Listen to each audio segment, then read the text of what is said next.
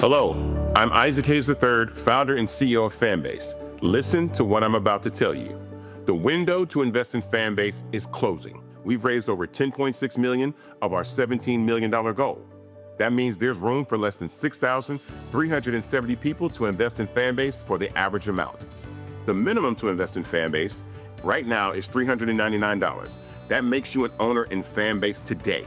Go to startengine.com/fanbase to invest. Why? Because current social apps have taken advantage of users for far too long, with content suppression, shadow banning, harmful racist content, and no real tools for monetization and equity. Fanbase has over 1.4 million users and counting, allowing anyone to reach all their following and monetize their content from day one. Social media is the new TV, and whoever owns the apps that distribute that content have the opportunity to own potential billion-dollar companies. While big platforms with uncertain futures are failing to serve their users, Fanbase is stepping up to fill the gap. Don't wait until it's too late. Invest now, invest for yourself and your future. Go to startengine.com/fanbase and own the next generation of social media.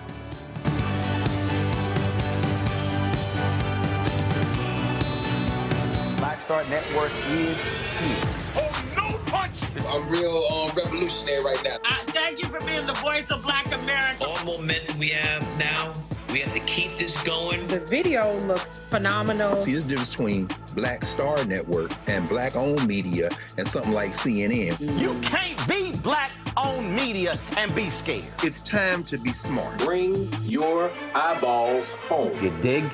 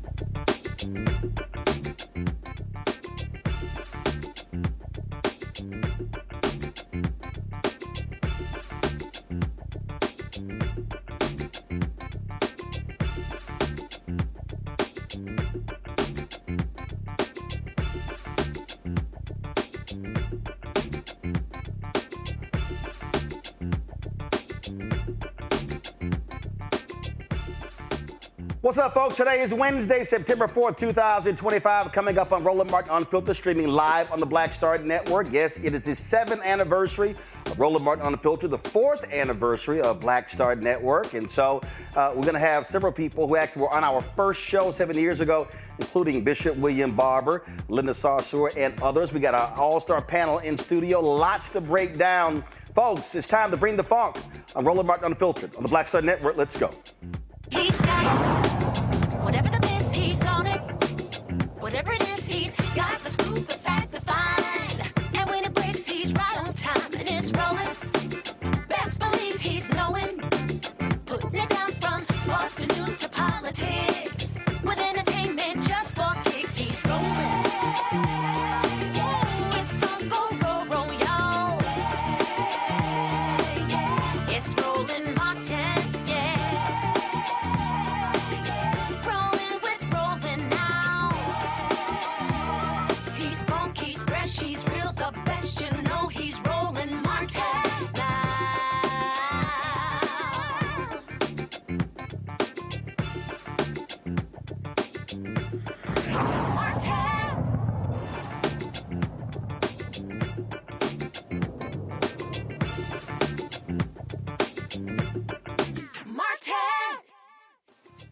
Coming up next on the inaugural edition of Roland Martin Unfiltered, drama on Capitol Hill as Senate Democrats and Republicans clash on the first day of Trump's Supreme Court nominee Brett Kavanaugh.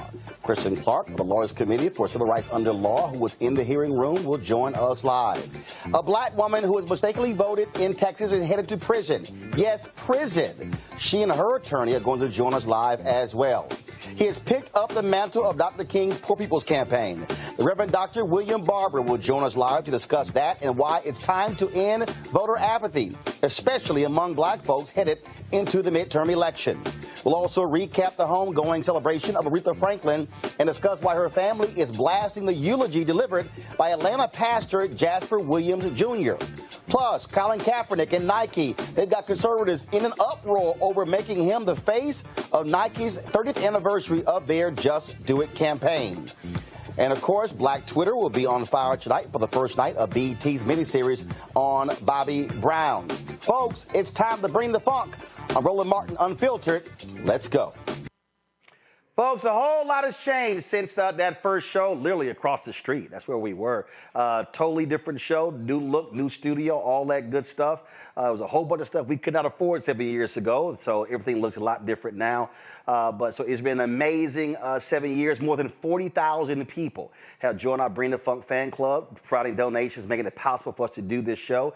The show was launched with one sponsor, the American Federation of State and County Municipal Employees, as a sponsor. Of course, $350 grand of my own money, and we launched this thing, and a lot of people said it was not going to work. I remember the YouTube people, when they were funding a lot of efforts, they literally said, hey, we don't think black news is going to work. And I was like, all right, we're going to show y'all. So here we are 7 years later with 1.85 million followers in the YouTube Top 100 podcast every week, but 2 weeks since they launched that. And so I think it actually has worked. And even now, 7 years later, we still are the only daily news show that centers African Americans in the country.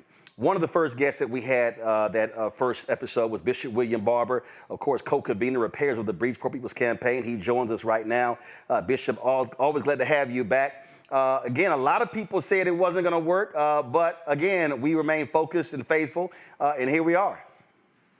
Well, you know that song, they said I wouldn't make it, but you're still here today, brother. And not only just here, but here making a difference. And I want to say right off the bat, there's 1,000 preachers out there I know, particularly that benefit from what you do. I'm going to give $1,000 today, commit to that, and 1,000 do that, that's $1 million. We have got to understand how important what Roland has done, not for himself. He could have done something else, but he does this for the cause, for the people. I went back today, Roland, I did two things. First of all, I said, I'm going to put on a suit for the anniversary, you know. I'm going to get a little fly. I want to let you know you ain't the only one who can get fly, bro. And then I said, I wanted to go back to W.B. Du Bois. W. Du Bois said, look, you got to have black media number one, to empower the black community. Because if not, you get beat down so much you don't even believe you can do things. Number two, to counter anti-blackness. To counter anti-blackness, you do this every day. And then number three, to humanize the people, to humanize the struggle. There are people, Roland, that you've had on this show, nobody else would have had them on. They would not have had anywhere else that they could. I remember when you brought the people on from Cancer Alley. Now that, you know, they're on other places. In fact, one of the ladies who's one of the founders of St. James, the fight down there, she's in Rome today. Potentially meeting with the Pope, but she came on this show first. And then the last thing is to ensure a diverse perspective. It was black media, y'all, that first told us that COVID was airborne. That was the first people, it was black media. Mm-hmm. It was Roland and others telling us, wait a minute, there's something else going on here. While some people were saying, well, black people are just more susceptible to this particular, what would later be a pandemic, you were telling us that it's airborne. You were warning us. And I want to believe that there are people who are alive today who would not be, and there are people who died and their lives would have never been honored. I remember one day, Roland, you let me come on and talk about a sister who lost 25 members of her family in a 30-day time period in Mississippi because the Mississippi governor would not expand health care. I mean, nobody would have told that sister's story. And so, Doc, look, man, I'm so glad. I was thinking about 7 plus 4 is 11. 11 is a prime number. A prime number is a number you can't do nothing with but take it. You can't divide it. You can't divide it. You can't, but it's just a prime number. Yep. 11. The only way you get to it is 11 times 1.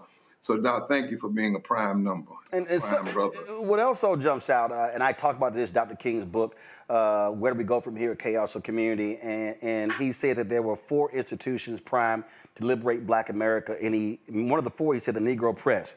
And this is what he said.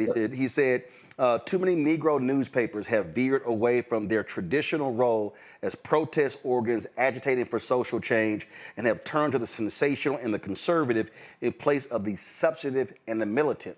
And, I've had some people stop me and they said, I had brothers who worked in the White House or other places said, hey, man, I really think you need to add entertainment, you need to add sports to get more eyeballs. And I said, let me tell you what happens. If you go down that pathway, then that's what you're going to focus on, and news is going to get left behind. And I said, I got nothing against entertainment, nothing against sports. But if you look at the YouTube Top 100 podcasts, nearly every African-American other than this show is sports and entertainment. And I said, we got too much of that already. We got to have a place where that's all we focus on is news and information. That's right. And use the sports figures to do that. See, the difference is you'll bring somebody like Spike Lee on or somebody to talk about the issues. And that's genius, brother, because we also have to make people respect our artists and our sports figures as something other than people that can just run with a ball or dunk a ball or they're acting, that they actually have a perspective and a platform. The other piece of that, Roland, you're so right. People will tell us what we ought to do, but guess what? Sometimes those same folk, let them get in trouble, who they run to. Mm-hmm. Oh, trust me. I get those text messages and phone calls, and to that point, there's a reason why in our living room set, I got Mr. B, Harry Belafonte, who I had great respect for. He's one of the pieces. I've got James Baldwin, but also Ida B. Wells Barnett flanking him. And so it's not that I don't believe that artists are important, but they serve a vital role. And that's the thing that we have to understand.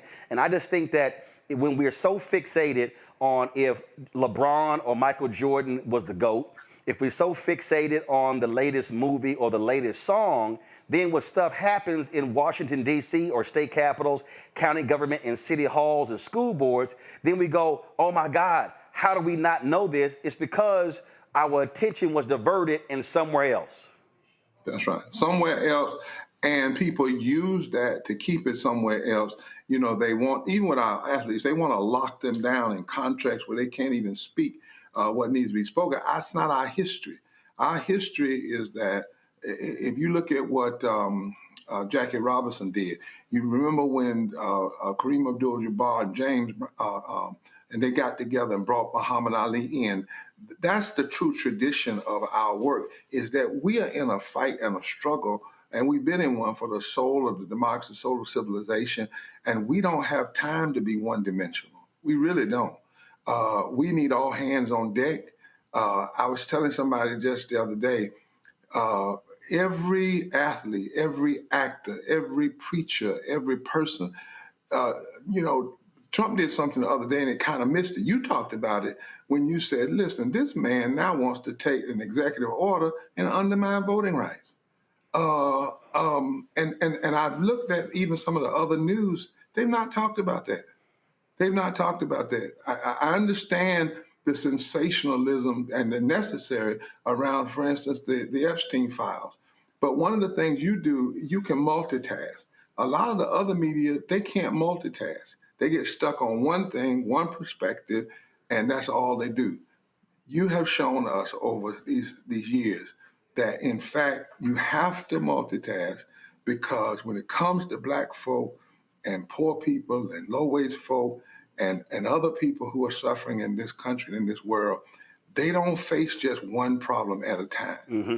They don't face one problem at a time. They face many problems, and a lot of them we don't have to continue to face if we can organize our power. Yep. You remember, Roland, when we had the conversation when everybody was talking about what couldn't be done, and we had the conversation about, listen, did you all realize that poor people, for instance, now, and black people and poor and low-wage brown people control 40% of the electorate? People weren't talking about that. People said, what? Is that true? Yes, it's true. Now the issue is, what do we do with that? I'm glad, Doc, that you push us, that you push the community, that you push into the community and into the consciousness, things that make people say, what? What in the world? Because if we don't have that kind of conscious shaking, then we're never going to have the kind of community shifting that will be necessary to face the challenges of today. Also, where we are, and this is, and you and I talk about this a whole lot, and we know there are people who are friends of ours, who are frat brothers of ours, who hate this. We also got to have black accountability. It's a lot of people who say they represent black interests, yet don't like to be challenged on what they're actually doing. And my philosophy has always been the same. If you do good, I'm going to talk about you. If you do bad, I'm going to talk about you. At the end of the day, I'm going to talk about you. And so we've got to have accountability of folk who are out there representing the interests of black folks who meet at the White House or state capitals or the Congress and then say, okay, you promised you were going to do this. What have you actually done? It's easy to plan an event, plan a protest, plan a march, but I'm always like, okay, what we doing the day after, and then the day after, and then the day after. And I think that's also where we have to be. Part of what King talked about, and Du Bois talked about it, and Martin Delaney talked about it, and Ida B. Wells Barnett, and Frederick Douglass, and Robert Abbott, and John Sinstack, and Louis Martin, and all the pioneers in black-owned media. It was also holding black leadership accountable, saying, are you representing the interests of the people and not yourself? That's exactly right. You know, I'll tell you something funny, Roland. My team that puts together media some years ago had called me and said, we've got you going on Roland. I said, I can't go on Roland tonight. And they said, why? I said, because I haven't figured out the end product. They said, well, just go on and talk about the beginning, get the headline. I said, you don't understand. They said, Roland, your friend. I said, you still don't understand. He's not going to let me get away with a headline on his show. He's going to ask me, what is this going to do? What's the end result? I'm not going on this show until we figure that out. Now, if y'all can figure that out in the next 12 hours, then I'll go on the show tomorrow. If not, then you all just wait until a few days and we get, because the brother is not playing. And that's what we need. This deal of getting a headline and then moving the hell on is not what we need in these times. Our people don't need to be played with and toyed with. The times are too serious in this civilization and this thing. I remember one time that somebody was on your show and they said something like Trump is a racist, and you said, and what else? I mean, because you were like, okay, you said that, but what does that mean? Where are you going with that? Where does that get you? What else? Are you going to not deal with the authoritarianism, the neo-fascism, the policies? Okay, what are you going to do in relationship to policy? How is that going to happen? And if we don't have that, Roland, we'll have the tendency, even we used to talk about it in black preaching, where people have a lot of gravy and no substance and no meat. Mm-hmm. And that's not the time we're in, brother. So I want to personally thank you, Doc, for making folk know, even me, that if you're going to go on the show, you better have your stuff ready. You better be able to answer the question, and you better be able to talk about how you're going to start something and sustain it and keep it going until real change takes place. Last point here, I put this graphic up on social media today, sent it out, where as part of our anniversary, our goal is to get folks to give $1 million between now and the end of the year. Let me know when your team has that pastoral graphic ready so we can push that as well. But the point there that I've laid, we got 2 new shows we're launching, a daily show, a weekly business show. We want to launch a health show. And we want to be focused in 2026 to travel this country doing the show in town halls from battleground states. You got critical Senate races in Georgia, in North Carolina. You got a brother running for governor in Nevada. You've got a brother running for governor in Michigan. It's a lot of different races. And what I say is that and you emphasize this, I do as well. we can't just tell folk, hey, we need y'all to vote. No, we have to literally be on the ground, touching people, informing, educating, enlightening, but also organizing and mobilizing, because too much black power is sitting at home, untapped, unused, and we've got to be able to reach these folks to change what's going on. Black power in this next election, in the so-called off-year election, if we go on instead of off, if we don't listen to what the pundits say, well, you know, in the midterms, it's off year. If we say no year's an off year for us, because we have to stay, and that everything we have fought for and are fighting for is under attack. And I say this everywhere, if just 65% of black folk that are already registered would vote consistently, we could flip the entire political strategy, attitudes and atmosphere in this country. So that's exactly what we're going to do. We're going to put that grant. We've already sent it out to hundreds of thousands of people. Those of you that are listening tonight, we want you to grab it from our site, grab it from here, continue to push it out. Let's push this way over $1 million. I want to challenge at least 1,000 people to give $1,000, particularly those of us who are clergy, who are pastors, who could do that for this effort, for this work, for what Roland is doing on our behalf. The brother is not doing this just for Roland Martin. You don't take on this kind of stress and even criticism just for yourself. He literally is saying, I will not be quiet. And y'all know when he says bring the funk, we all know what that means. That's not just about a dance floor. That is about that I'm getting in the middle of this arena and we're not playing, because our people are not to be played with, and the times are too serious and the issues are too important, and our power is too great for it not to be unleashed and used the way it could be. Indeed. Bishop William Barber, appreciate it. Thanks for the support, the prayers, and Repairs of the Breach Poor People's campaign. Has been a consistent supporter of this show, putting your money where your mouth is, and so we appreciate that. It's a lot more work to do. I know you got a plane to catch. I appreciate you being on the 7th anniversary show. Thank you, my brother. 06. Yes, sir. Thanks a bunch. Folks, going to go to break. I got a panel there ready to chat. We'll be right back on the 7th anniversary of Roland Martin Unfiltered, 4th anniversary of the Black Star Network. Folks, back in a moment.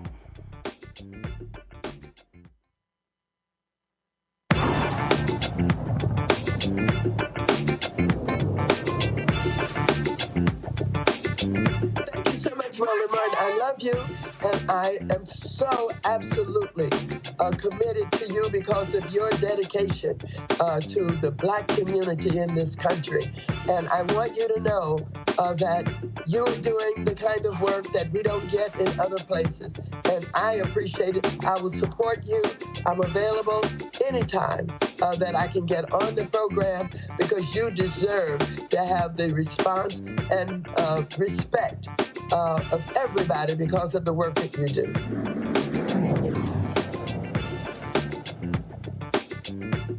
Next on A Balanced Life, here on Black Star Network, we're talking what it means to be a balanced young adult and turning 21. I know 21 is one of those ages where you think you're grown. You can do whatever you want. The law says that you can.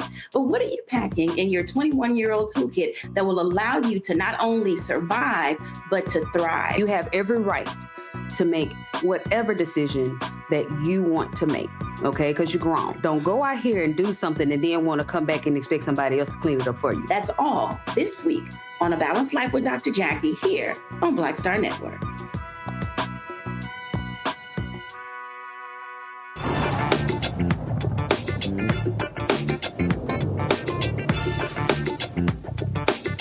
Thank you, dear brother, and I would hope that you would continue to get the message to the masses as you do.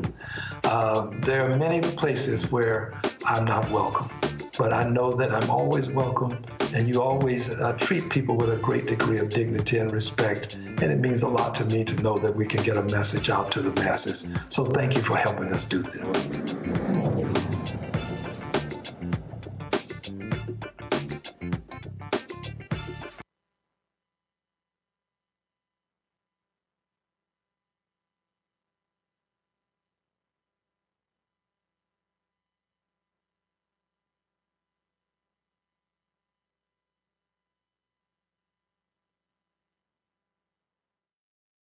anniversary.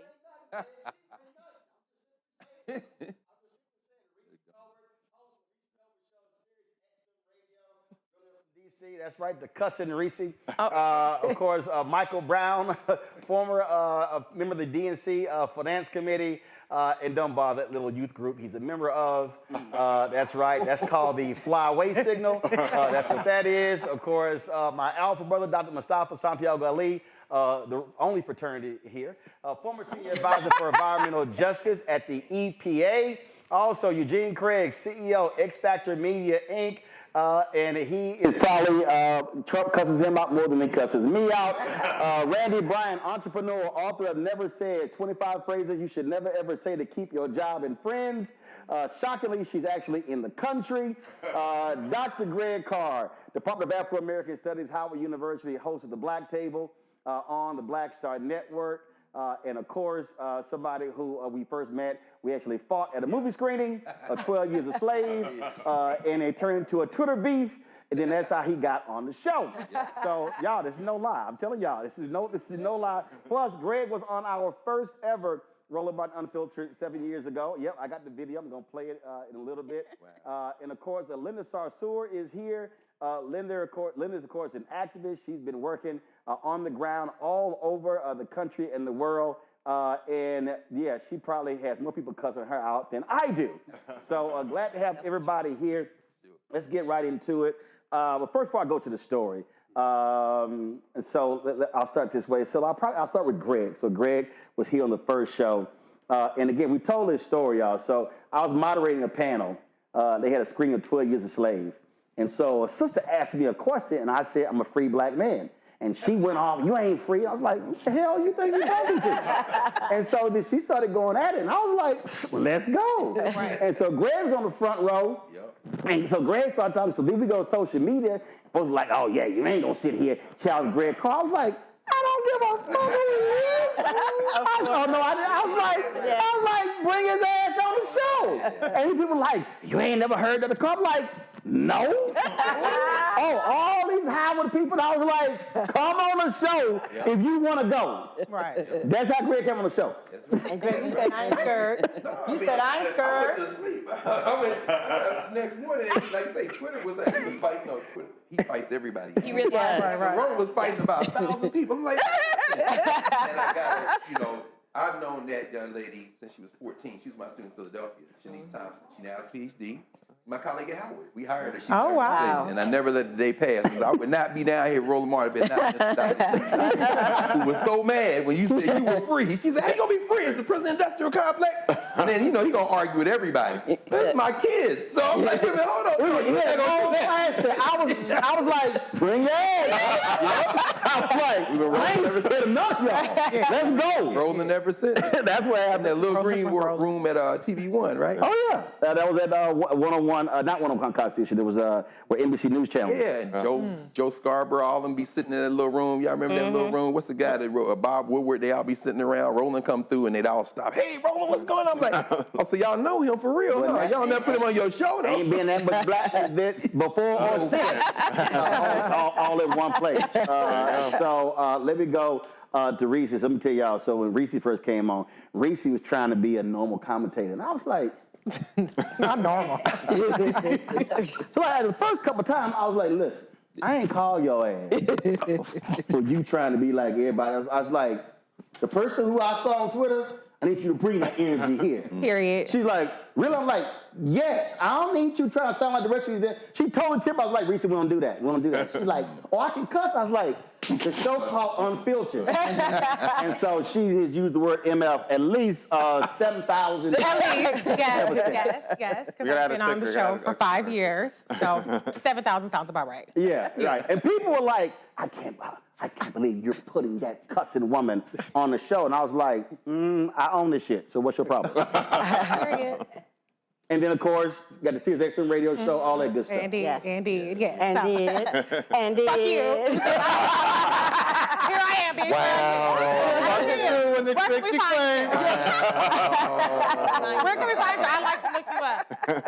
Whoever had an issue. People were bothered, and I was like, I don't really care what y'all think. But where can we find them? Where can we find them? Right. So they still out there running them out because the whole point, whether it was at TV One or here, the whole point was to create a platform for non-traditional voices who would never get called by the other networks. They wouldn't. They would. I mean, I was at CNN for 6 years. I knew it took me 4.5 years to get there. So I knew how they played the game, who they put on. Absolutely. And so the whole point is, how do you expand the universe? And I remember at TV One, there were people who they were like, oh man, I think it was 16. All these, man, they hiring all your people. I was like, yo, Jeff Zucker can hire everybody. I'm gonna go find a whole new crop. And then they go hire all of them. I'm gonna go find a whole new crop. So that was the whole point.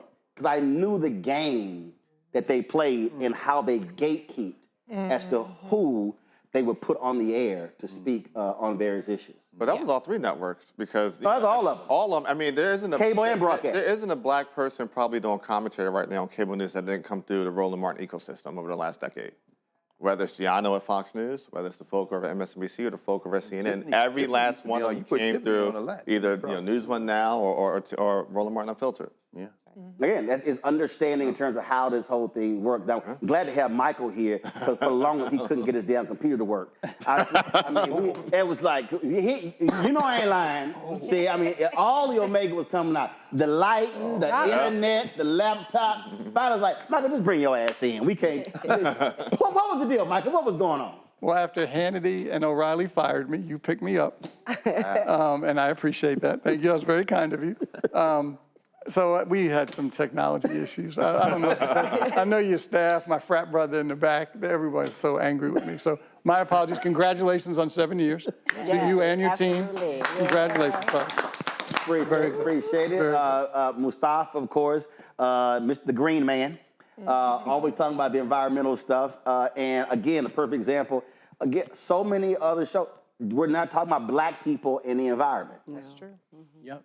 I mean, you gave an opportunity to put a spotlight on what was happening across the country. And not only did you do it here in the studio, but you also came out to the community to make sure that they knew that they were valued and heard so that people could actually see what's going on. And that's the difference, because all those other shows never showed up in community. So how do you really know what's going on? Right. How can you tell the story properly and make sure that it's authentic if you're not showing up? But you also expand it. Because it wasn't just about the environment and climate. It was also about how does it impact housing? How does it talk about jobs? How do we do all these other types of things? Because our communities are holistic. So we've got to be able to address it that way. And you gave the platform for that, not only for myself, but for others also, because that's incredibly important in making sure that other voices who are out there doing the work also get to shine. Got to. Randy, how'd you get here? So this is what's crazy about it. You don't even remember. You were doing a show like on DEI or something. I can't remember. And I was doing shows like with the normal, like you said, the normal stations. I was on there talking appropriately. I did a show for DEI. You completely forgot about me. Then I said, I'm so sick of talking about DEI in this appropriate way because I was getting pissed off because they weren't doing anything. And so I went off one day on a video. And you DM'd me and you said, I want you on the show. And I'm like, oh my gosh, good to see you again. You're like, I don't know who you are. But I remembered being on the show. And I kept telling people, I want to be on Roland Martin's show because I want to be able to talk about it in a real way instead of doing this bullshit that I was doing on all these other networks, that I was the person they would call. Because I wanted to make change, but I was also wanted to keep talking, right? So you have to talk a certain way, and I was playing the game. The way Reese was trying to talk when she came on this show. Right. We ain't doing that, Reese. Right, that's what I was doing. And then you It was twice. Okay, twice. The second time I was like, don't do it. Yeah, but you do automatically do it. Yeah, and then Carol, I got a note from your producer, Carol, her wonderful self, and she's like, come on. And you haven't gotten rid of me since. All right, so let me tell y'all, Linda, so this 20th anniversary Million Man March, all right? So, were all 3 of y'all stage hosts that day? All right, so it was you, Tamika. Yeah, Tamika was the co-chair. Tamika, Carmen, and yourself. So I'm interviewing 3 of them afterwards. So I was like, all right, listen, now this is over. I said, so here's about to happen. I said, I'm about to put all 3 of y'all on Tom Joyner Morning Show, on TV. I said, let me be real clear. When I call your ass, you better answer the phone. I said, if I call you at 7:05 and I got to go live in 10 minutes, I need you to be ready. I said, because I said, your voice has got to be out there in terms of leadership. I said, be ready when I call. They were like, okay. That conversation happened. And that was the whole point. Because again, so the whole point is being intentional with how you use media and what voices to put out, knowing how other people were going to freeze folks out or drive a different narrative. That's right. I mean, you always did that for us, Roland, and that's why I'm here all the way in Washington, D.C. to say congratulations on 7 years. You've been someone that has reaffirmed the movement. You've seen the people outside that risk their lives every day for the things we believe in. You were one of the few people that started helping us to put Breonna Taylor's name on an international level. You put her voice out there. She was murdered in March. No one knew about her in March. No one knew about her in April. No one knew about her in May. And then you helped us put her name out there so people knew her name all over this country. And ever since, you know, you've given me an opportunity. As you know, mainstream media don't like people like me. They like to talk about my people without my people, as you know. And you have always said, no, you got to let the people speak for themselves. You've given us that opportunity in this last very dark 2 years to talk about our perspective about what's happening and what we want. So I appreciate you and happy anniversary. Appreciate it. I'm gonna give y'all a true story. So the Women's March, they're having that big thing in Detroit. And so they asked me to speak, and there were haters who were like, no, he shouldn't speak. And Tamika Carmen and Linda were like, oh, y'all can sit y'all asses down, he gonna speak. So when I got up there and spoke, I said, because it was like 3,000 or something like that? 5,000. I said, listen, wherever 5,000 women are gathered, I wanna be. But check this out. So it was the white women who got upset. They come after, that was sexist. They were going crazy. And the sister was like, listen, I'm gonna need y'all to be quiet. I need to get my photo. Can y'all just move the hell out the way? But so while they were going off, I said, well, first of all, I said, no, let them run their mouths. I said, because what y'all don't understand is the Montgomery bus boycott started with the women. So I was like, so again, these white women viewed the comment as sexist, but not understanding the history of black protest movement and how women were at the center of it. So they were sitting here looking at it as a sexist thing, having no understanding of Joanne Robinson or any of the sisters in Montgomery and how they started. And that also was part of the problem with the women's march, not understanding how certain folk didn't want men involved, as opposed to saying, no, who got our back? Who with us? As opposed to who fighting us. I mean, it's the same set of white women who were fighting for voting rights and got their voting rights, and black women didn't get it till about 1965. Exactly. So that's the kind of people we were working with. You know, this is things that we went through in the Women's March with leadership. I mean, our leader was Tamika Mallory, who's an incredible black woman, an organizer, activist, and people didn't like to see people in these positions who are powerful and influential and also eloquent and able to articulate the positions of the people that we were from. And Tamika made it very clear. She said any movement that doesn't include her black son is not a movement she wants to be a part of. So just because you have a women-led movement, don't mean that you're only fighting for women. We're fighting for our communities and our families. And that's something that, unfortunately, white women have a hard time understanding, which is probably why we're in the situation that we're in right now. And one of the reasons that the Women's March is essentially non-existent is because by running y'all off, they literally ran off leadership, and I have no idea what the hell they're doing now. So all of that organizing, all of that data collection, all that completely went to waste because they did not want to follow women of color as leaders. Now, one of the reasons I wanted to have Linda here, I saw this on social media the other day, and I kept warning y'all this was gonna happen. So if y'all watch this show, I kept telling y'all about all of these white folks and the birth rate of white people. I told y'all, I talked about it in my book, White Fear.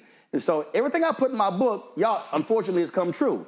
And even though these networks didn't want to book me on to discuss it, and they still won't discuss the reality of white fear in this country, it's still here. So y'all may have seen in the last couple of weeks how white folks like Charlie Kirk and others, by following Elon Musk, all of a sudden now are attacking immigration in Europe. And this video was put out. Watch this. Guys, this is Paris in 2025. They're lying about the numbers.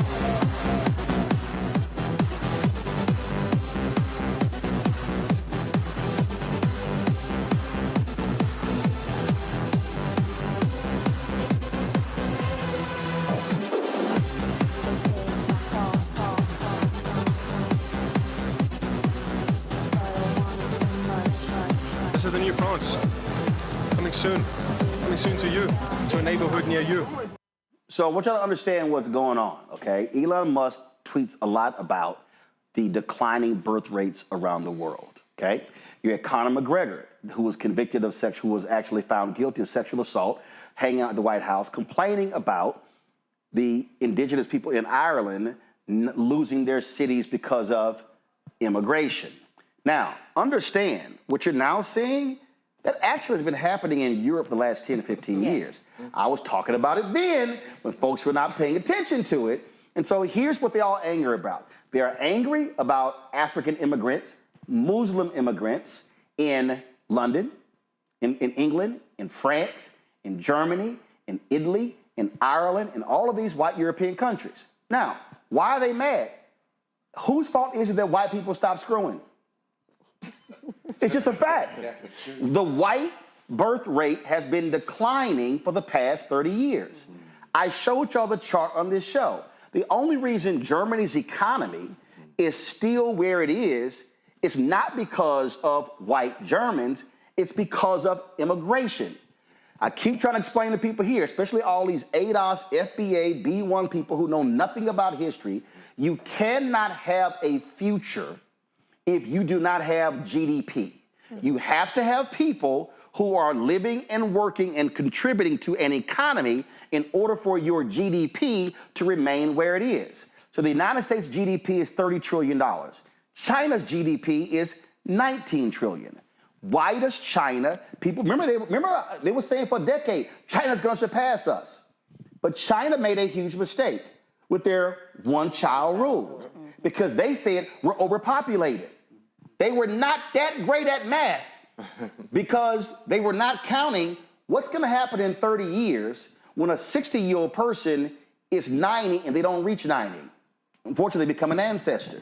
So what happened? China had to get rid of their one-child rule and go to a two-child rule because they didn't have enough people to replace the folks who were passing. Right. And so all of these European countries are pissed off with black immigrants, pissed off with Muslim immigrants. But let's be clear, those countries will not exist in the next 10, 20 years the way they are now if they do not replace population. But the racism we're seeing, Linda, this is all tied to racism. Charlie Kirk is tweeting these things, Elon Musk tweeting these things. Now all of a sudden, all of these different conservatives are not talking about, oh, this could be us. Well, guess what? Ask Springfield, Ohio, what happens when the white folks leave and die. And then they were crapping on the Haitian immigrants, and now the Haitian immigrants are booking. Springfield, Ohio is gonna, they complain, they're about to lose jobs, lose housing, lose all sorts of things because they wanna run the black folks off. This is the latest anti-black, anti-Muslim racism of MAGA white supremacists. That's right. I mean, everything you said, and if the white people in Europe don't want our people, then stop exploiting our wealth in our countries. Stop supporting war. Stop bombing people in places like Iraq. So when you get an influx of Iraqi refugees or Syrian refugees, or you're getting folks coming up from Africa for better opportunities, oftentimes the European countries and the West, which includes us, are part of the reason why they come here. Immigrants, where you are born is where you want to be. I promise you, if you ask any immigrant, if they could live in dignity in the places that they are from, you want to be with your culture, with your language, with your food, with the land that your ancestors, you know. What's called home. Yeah, that's your home. Yeah. Like, my Palestinian parents would love to live in Palestine. Free Palestine, and we promise you our one-way ticket over there. So that's part of it. It's what you said. And also, they have no self-awareness of why there's an influx of refugees coming to it. They had Afghan refugees. You had a 21-year war in Afghanistan. Apparently, one you fought with trillions of American taxpayer dollars to fight the terrorists, which were the Taliban. And then you all withdrew, and guess who the people that are in charge in Afghanistan? The same people you told us you was fighting for 21 years. So there's no self-awareness. Even Central American immigrants, the exploitation we've done in Central American countries, what we've done in Mexico, in Ecuador, in Guatemala, there's no self-awareness. Trust me, a Guatemalan wants to be in Guatemala if they could raise their children in safety and in security. But even, you know from the days of the drug war here, the war on drugs, there's many documentaries. It's not just me. Our own government was involved, you know what I'm saying, in the drug war. And so these cartels that have come up, and anyway, I just watch these people and I'm like, I don't even know what they're talking about. Nola, the reason I'm laughing, because you got all of these immigrants who are coming into France who speak French. I wonder why. Yeah, exactly. Maybe it's called colonization. So if you're mad that they're coming to France, maybe you should have been pissed the French were in their countries. Yeah, absolutely. You know, it's interesting listening to this conversation about how everyone came to be here. And, you know, you don't know this. This is the first time I'm going to tell you this, but you know, I came from doing all the shows, MSNBC and BBC and Al Jazeera. I was one of the few Black faces talking about foreign policy and national security. Right. And Reese is how I got to be on this show. And when I started doing more Black shows, a lot of people in my world were kind of like side-eyeing me. But what happened was, when I would come back with data from reading the comments, talking to people on Reese's show, being able to talk about what people are responding to in real time, then all of a sudden I became valuable in a very different way. I got invited into the National Security Council messaging space, you know, with all the top, you know, I call this like the gang of 33 or 34, where, you know, you have the Michael McFaul's, ex-CIA directors, and I'm in this space. I am the only Black person in that space. And every single time I had something to say, they didn't necessarily execute, but they listened because I was the only one doing Black media.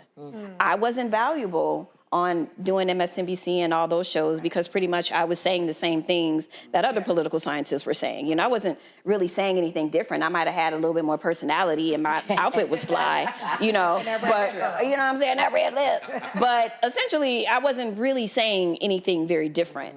But it is when I started doing Roland Martin, doing Reese's show, and doing other Black media is when my value increased in a very different way behind the scenes. Because what they were getting wrong in the Beltway, I'm saying that's not working with Black people in Texas. That's not working with Black people in Louisiana. It's just not working. And so that was something that meant a great deal to me in my world. And even still to this day, you know, I walk into these spaces and I still have a different level of cachet because I do Black media. That's right. I have a different perspective. I have different data. I talk to different people. And it's so interesting how I have this concept where, you know, as a Black woman to be visible and invisible at the same time, how you can have a seat at the proverbial table, but are people really listening, right? So I can walk into these spaces and I have a certain level of swag and cachet that I carry, but at the same time, are you really listening to what I'm saying? Because when I think about a lot of the things that happened towards the end of the administration with a lot of foreign policy things, I know quite clearly what I was saying that was not working, but no one was listening, right? And I cannot tell you how many times since then, and I'm not gonna name names, people have come up to me and said, Nola, I wish we would have listened. That's right. I am not kidding. And it's humbling, it's infuriating. And the one thing that I want to say is once we are out of this mire, once we're out of this mess, I see that finger. I hope. You need to close. I hope that we aren't just decorative at the table, that people actually listen and execute because our lived experiences and perspectives are different and valuable. Eugene, what's happening is, and again, people have to pay attention. What we are seeing is all by design. When it comes to MAGA, when it comes to the Heritage Foundation, this is about whiteness. That's what this is about. So at Peter Thiel's conference, NatCon, okay, Missouri U.S. Senator Eric Schmidt, this is somebody who can't even trace his folk to the Mayflower. But this is, we played this yesterday, this is literally what he said in a 25-minute speech at that conference, and how all of these white conservatives clapped when he said this. The Continental Army soldiers dying of frostbite at Valley Forge, the Pilgrims struggling to survive in the hard winter soil of Plymouth, the pioneers striking out from Missouri for the wild and dangerous frontier, the outnumbered Kentucky settlers repelling wave after wave of Indian war band attacks from beyond the stockade walls. All of them will be astonished to hear that they were only fighting for a proposition. They believed they were fighting for a nation, a homeland for themselves and their descendants.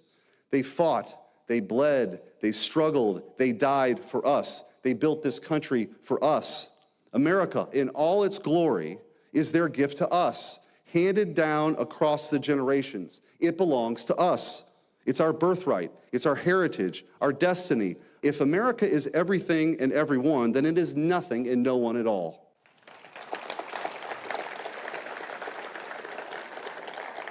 When they tear down our statues and monuments, mock our history, and insult our traditions, they're attacking our future as well as our past. By changing the stories we tell about ourselves, they believe they can build a new America with the new myths, a new people. But America doesn't belong to them. It belongs to us. It's our home. It's a heritage entrusted to us by our ancestors. It's a way of life that is ours and only ours. If we disappear, then America too will cease to exist.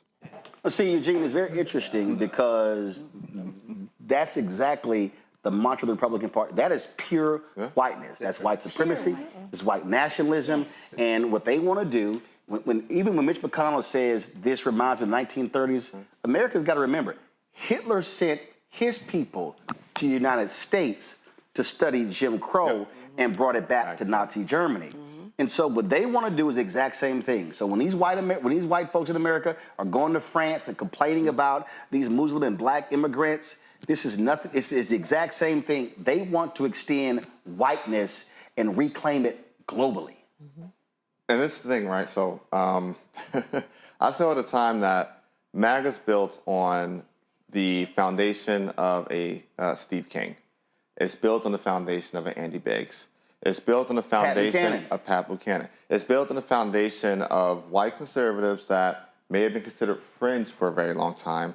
And then Donald Trump comes in and puts a happy smile, a jet, a helicopter, a personal security detail in front of it, makes it look really presidential, and then rides that into the White House.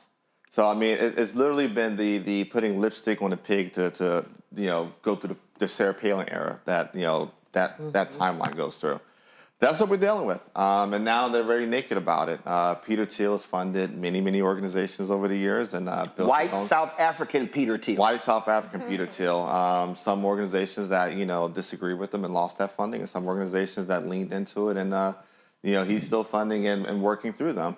And with one more time, in these rooms, this is where you get the naked, honest truth, where they feel free to speak, as they would if they're in the back cloakroom on the Hill. Now that we got that covered, I get to how I got here. And being the greatest Republican to walk on this set and the one that's still standing.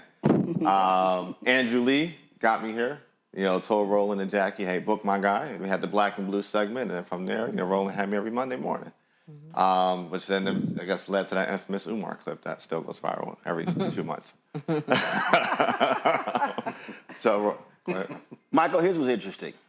I'm sitting here looking at Chuck Schumer's feed. I don't see nothing about Eric Schmidt. And see, this to me is a huge problem for Democrats. Yeah. Leadership right now is like, no, we should be focusing on food prices and gas prices and whatever. So this other stuff is a distraction. They even think the Epstein stuff is a distraction. But what's crazy is if you are the Senate minority leader and you can't call out that racist speech, you should not be in leadership. That part. But what would he call out? What would Schumer call out? Well, clearly you're right. But the one thing we being Democrats, haven't understood yet is our messaging. Clearly, that has not worked. The democracy message doesn't connect. It sounds great, obviously, but it doesn't connect. And it's hard for white leaders in my party to call white supremacy what it is. Mm-hmm. If you have poor white people in America, that have no problem losing their farms as long as the white supremacy agenda is first priority, it's hard to make any argument about anything else. That's right. So once they had somebody like the guy who's at 1600 Pennsylvania now saying it's okay to give speeches like that in public and giving people the ability to commit racism right in your face. And if your party leaders don't really do anything about it, it's hard to message that. And white supremacy is, you know, the reason I got to your show, thank goodness, I mean, besides me whooping you up on the golf course, besides that. I know you high right now. Besides that. I know you high right now. Besides that part. I know you high. You can't outstep me or outgolf me. Now go on right ahead. I don't know why you at. Just don't. I have a bad Achilles, so I can't. Oh, okay, all right. That's why you can't finish your shoulder turn either? Okay, go ahead. So when I got into it with Ann Coulter on Fox on the Hannity show, and my days were numbered after our confrontation. And sounds like me and Mika on Morning Joe. But go ahead. Okay, well, yeah, you did have that, didn't you? But when you're on those kind of platforms, yes, you have to conduct yourself differently than being unfiltered relative to your language. But that doesn't mean you have to take a step back from your position and your argument. Right. And a lot of folks get on there and they're so happy to be there. For example, they throw these contracts at you. I just didn't want a contract from Fox. I couldn't do it. My mother told me not to do it, so I didn't do it. God rest her soul. Yes, thank you very much. So when you take that, it gives you the freedom to not worry about consequences. And so when Ann took her microphone off and got mad at Sean for not basically defending her, I wasn't attacking her. I was attacking her position. That's right. My days became numbered. O'Reilly had kicked me off a long time ago because he kept talking about Jesse Jackson and I didn't like it. So you have to go on with principle and not any fear. And it's hard to do. Randy, I'm sitting there looking, I don't see nothing from Bernie Sanders. Right. I don't see nothing from Elizabeth Warren. And I'm like, what? Y'all weren't aware that speech actually was given? And just know, I actually sent a text to one of Schumer's people. I know you did. I'm sure you did. The problem is that everything goes under the umbrella of white supremacy, and it is very difficult, particularly to have white people who benefit, who are the greatest benefactors of white supremacy, go against it. And so that's what we saw, like you were just talking about in the last election and things. White women, to tell white women, although you know, they suffer for it. We talk about the birth rate. That's why they're losing their rights over their entire bodies, because they have to get the numbers up. They don't have rights, but they still get those little bit of benefits and they cling on to it. And this is why we see other groups that seem not to get it. If we just act a certain way, if we just behave, we will get let into this arena of white supremacy. And if they can't see it now, you're not going to get it. Like, you're not going to get it. And so I believe that the people who are in places of power, they definitely, that power is fueled by white supremacy. And so they're hard, it's difficult for them to speak up against it. They're fearful to speak up against it. Mustafa, the thing here is this here. When you listen to Schmidt say this, Missouri plans on gerrymandering their state. They want to gerrymander Emmanuel Cleaver and Wesley Bell out of the congressional seats. 2 African Americans in Missouri, they wanted to be all Republican. And so what these Democrats don't understand is what Schmidt said, that literally is Republican Party policy. So when he kept saying us, he literally said our ancestors meant this for them and their descendants. And basically said this wasn't meant for none of y'all who now since come. Now, we all knew that was the case anyway, but that's literally what they're saying. When you're saying, so all y'all black people, y'all Latinos, y'all Asians, and you Native Americans, this shit wasn't for you. Right. We probably should remember the words of Malcolm X when he said, he talked about those who are being oppressed and the folks also on the other side of the equation who are doing the oppressing. And we see that play out right now when we look at all the things that are currently going on in relationship to the gerrymandering and people grabbing hold of power. So these folks understand the dynamics that are going on in that space, and they refuse to let go of it, and they're willing to do whatever they need to do to be able to hold on to the power, to hold on to the resources, and to push down whoever is in the way. So that's the dynamic that we currently have going on. Greg? Yeah, I agree. We have a fundamental misunderstanding of the nature of nation states. This is a 2,000-year problem. The problem of settler colonies, more specifically, and very specifically the problem of the greatest settler colony in the history of the last 500 years, which is the United States of America. This is the end of the age of Europe. their desperation Yes, it is desperation. is delicious.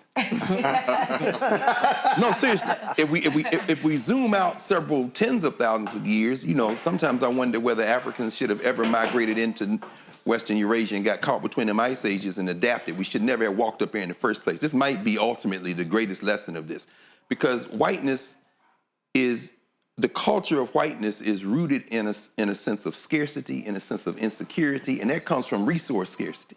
So their whole philosophy, when he goes through that, I love Eric Schmidt, the former Attorney General of Missouri, because that's what we all learned in school. It's manifest destiny. It's that white woman floating over them as they go to California. This is what they do. So when Schmidt talks about the Pilgrims, these religious fanatics, the Christian version of Al-Qaeda in some ways, when they got here to the Massachusetts Bay Colony, they looking to do murder. Why? Because they came from a place where murder was the standard. When he's talking about Lewis and Clark leaving from Missouri at the behest of Thomas Jefferson, he forgot about Sacagawea and York, who was a captive enslaved by them, who went out there, who was in meeting with the indigenous people on the way out. But our problem is we want them included in the narrative so that we can somehow say, we too are Americans, we built this. And as Richard Pryor says, shut up, fool, you want the Indians mad at us too? Why are we buying into this criminal enterprise? Chuck Schumer ain't gonna say that because he believes that same story. He just wouldn't say it that way. They think America's exceptional. This is American exceptionalism. We have always used that language, but not because we believed it, but because it was a defense mechanism. Everybody who has improved this country that is not white has done so in order to build a society that these people never imagined. Right. So I don't say that it started with the Tea Party or with, no, this started with George Washington. It started with William and Mary. It started with the Virgin Queen. That's why Virginia, and it continued and echoed through the years. Eisenhower is no different than them. Grover Cleveland was no different than them. Rutherford B. Hayes was no different than them. Andrew Johnson was no different than them. And everybody before Lincoln, they said, well, Trump is the worst president ever. The first half dozen of them were human traffickers. How in the hell are you going to say, no, they're all worse? I said all that to say this. This platform, this station allows us to have that conversation. And we're at an age now where they'll never be able to go back to Walter Cronkite. They're saying Dan Rather's still doing news 20 years after he is. Everybody now, Mehdi Hassan got a show called Mehdi Hassan Unfiltered. God bless you, but we all know where you got that from. And I'm loving Zateo and all that stuff, Midas Touch, whoever you want to name it. Every time I see you, sis, it's not on the stuff that was legacy media, but everybody's watching those other platforms now. They can't put their world back together. Now they're trying to compete who's going to be the most radical sounding. Don't even worry about that. Come over here. Because we're not doing this to build America. We're doing this to build a new society. I love Eric Schmidt. He's a desperate man, and we're going to break his political back now because the illusion is being dropped that we believe in anything he believes. I want him to keep talking like that. And see, to the point about, we're going to go to break, but to the point about Pat Buchanan, he literally said, our fear is that they will do to us what we did to them. No question. In Mitch Landrieu's book, Mitch Landrieu said the same. He said, white people, he said, my white people, he said, I've been around black people a long time. Trust me, they have more empathy than we do. They won't do to us what we did to them. But again, but that literally is what's driving their fear. Absolutely. And that's why they cannot handle 2043. Absolutely. They cannot handle Black power and Latino power, and then Latinos are going to have to come to their realization that you have to deal with your whiteness because you got white Latinos who are more white than they are brown, and not realizing that they also don't like y'all. I'm like, don't get that confused. They'll use you for numerical reasons, but do understand they don't like y'all either. They don't want none of us who ain't pure Aryan in this country and in power. And it's right there. That is a sitting United States senator at a right-wing conference funded by an apartheid and a son of apartheid, Peter Thiel, who funded J.D. Vance, the current vice president, and that's his conference. So you cannot decouple Thiel and the Edmund Burke Foundation and NetCon from Schmidt, because that is literally where they all stand. I'm going to go to break. We come back. We're going to talk to Congressman Glenn Ivey on today's show. Also, Crystal Mason was on our first show 7 years ago. Do y'all realize that sister is still fighting to be free of the racist in Tarrant County, Texas, who still want to imprison her for a vote that was never even counted. She'll join us as well, folks. You're watching Roland Martin Unfiltered on the Black Star Network. Support the work that we do. Join our Bring the Funk fan club. Again, this is our anniversary. Our goal is simple, to get our folks to contribute at least $1 million between now and the end of the year. There are multiple ways to do so. Of course, you can do so via Cash App. Use the Stripe QR code. The QR code is right there on the screen. PayPal is R Martin Unfiltered. Venmo RM Unfiltered. Zelle Roland at RolandSMartin.com. Roland at RolandMartinUnfiltered.com. Checks and money order to make it payable to Roland Martin Unfiltered. P.O. Box 57196, Washington, D.C. 20037 7-0196. Back in a moment.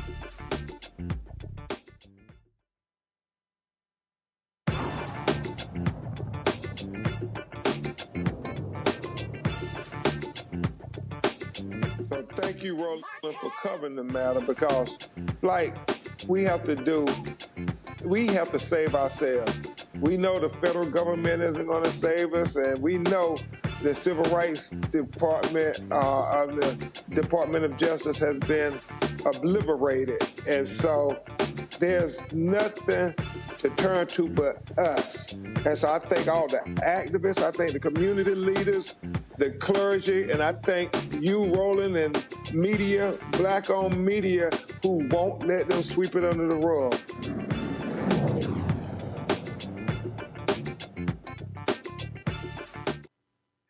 Black Star Network, what's happening? It's your man, Kim. And look, my new single, Rock With Me, is on fire. We debuted as the #1 most added and greatest gainer at R&B radio. So look, I want you to go check it out at musicbykim.com. Listen to it, download it, tell me what you think about it. Also, make sure you sign up to be a part of my community so we can stay connected. At Music by Kim on all social media platforms. Thank you for rocking with me. And keep love on the one. 'Cause I want you to rock with me. We live in a strange world till the darkness falls forever. Baby, let's be the dawn. When it feels like it's taking me over, you're making me stronger, my sweet love.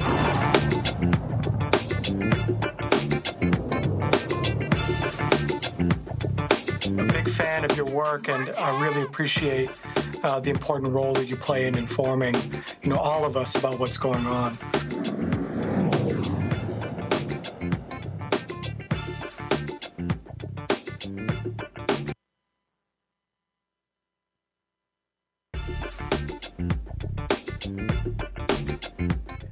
Folks, Donald Trump continues to threaten blue cities, sending the National Guard, even though we know he has no legal authority to do so. Glenn Ivey is a congressman from Maryland. He joins us right now. Glenn, glad to have you here. Before I ask you about that, Glenn, I got to ask you this here. You were you worked in the U.S. Attorney's Office. What do you make of these idiots in D.C. trying to prosecute everybody? And the federal Washington D.C. grand jury they've rejected several of these bogus attempts to hit folks with felonies. It's rare that a grand jury rejects a prosecutor's effort to indict, but repeatedly they're like, nah, this ain't flying.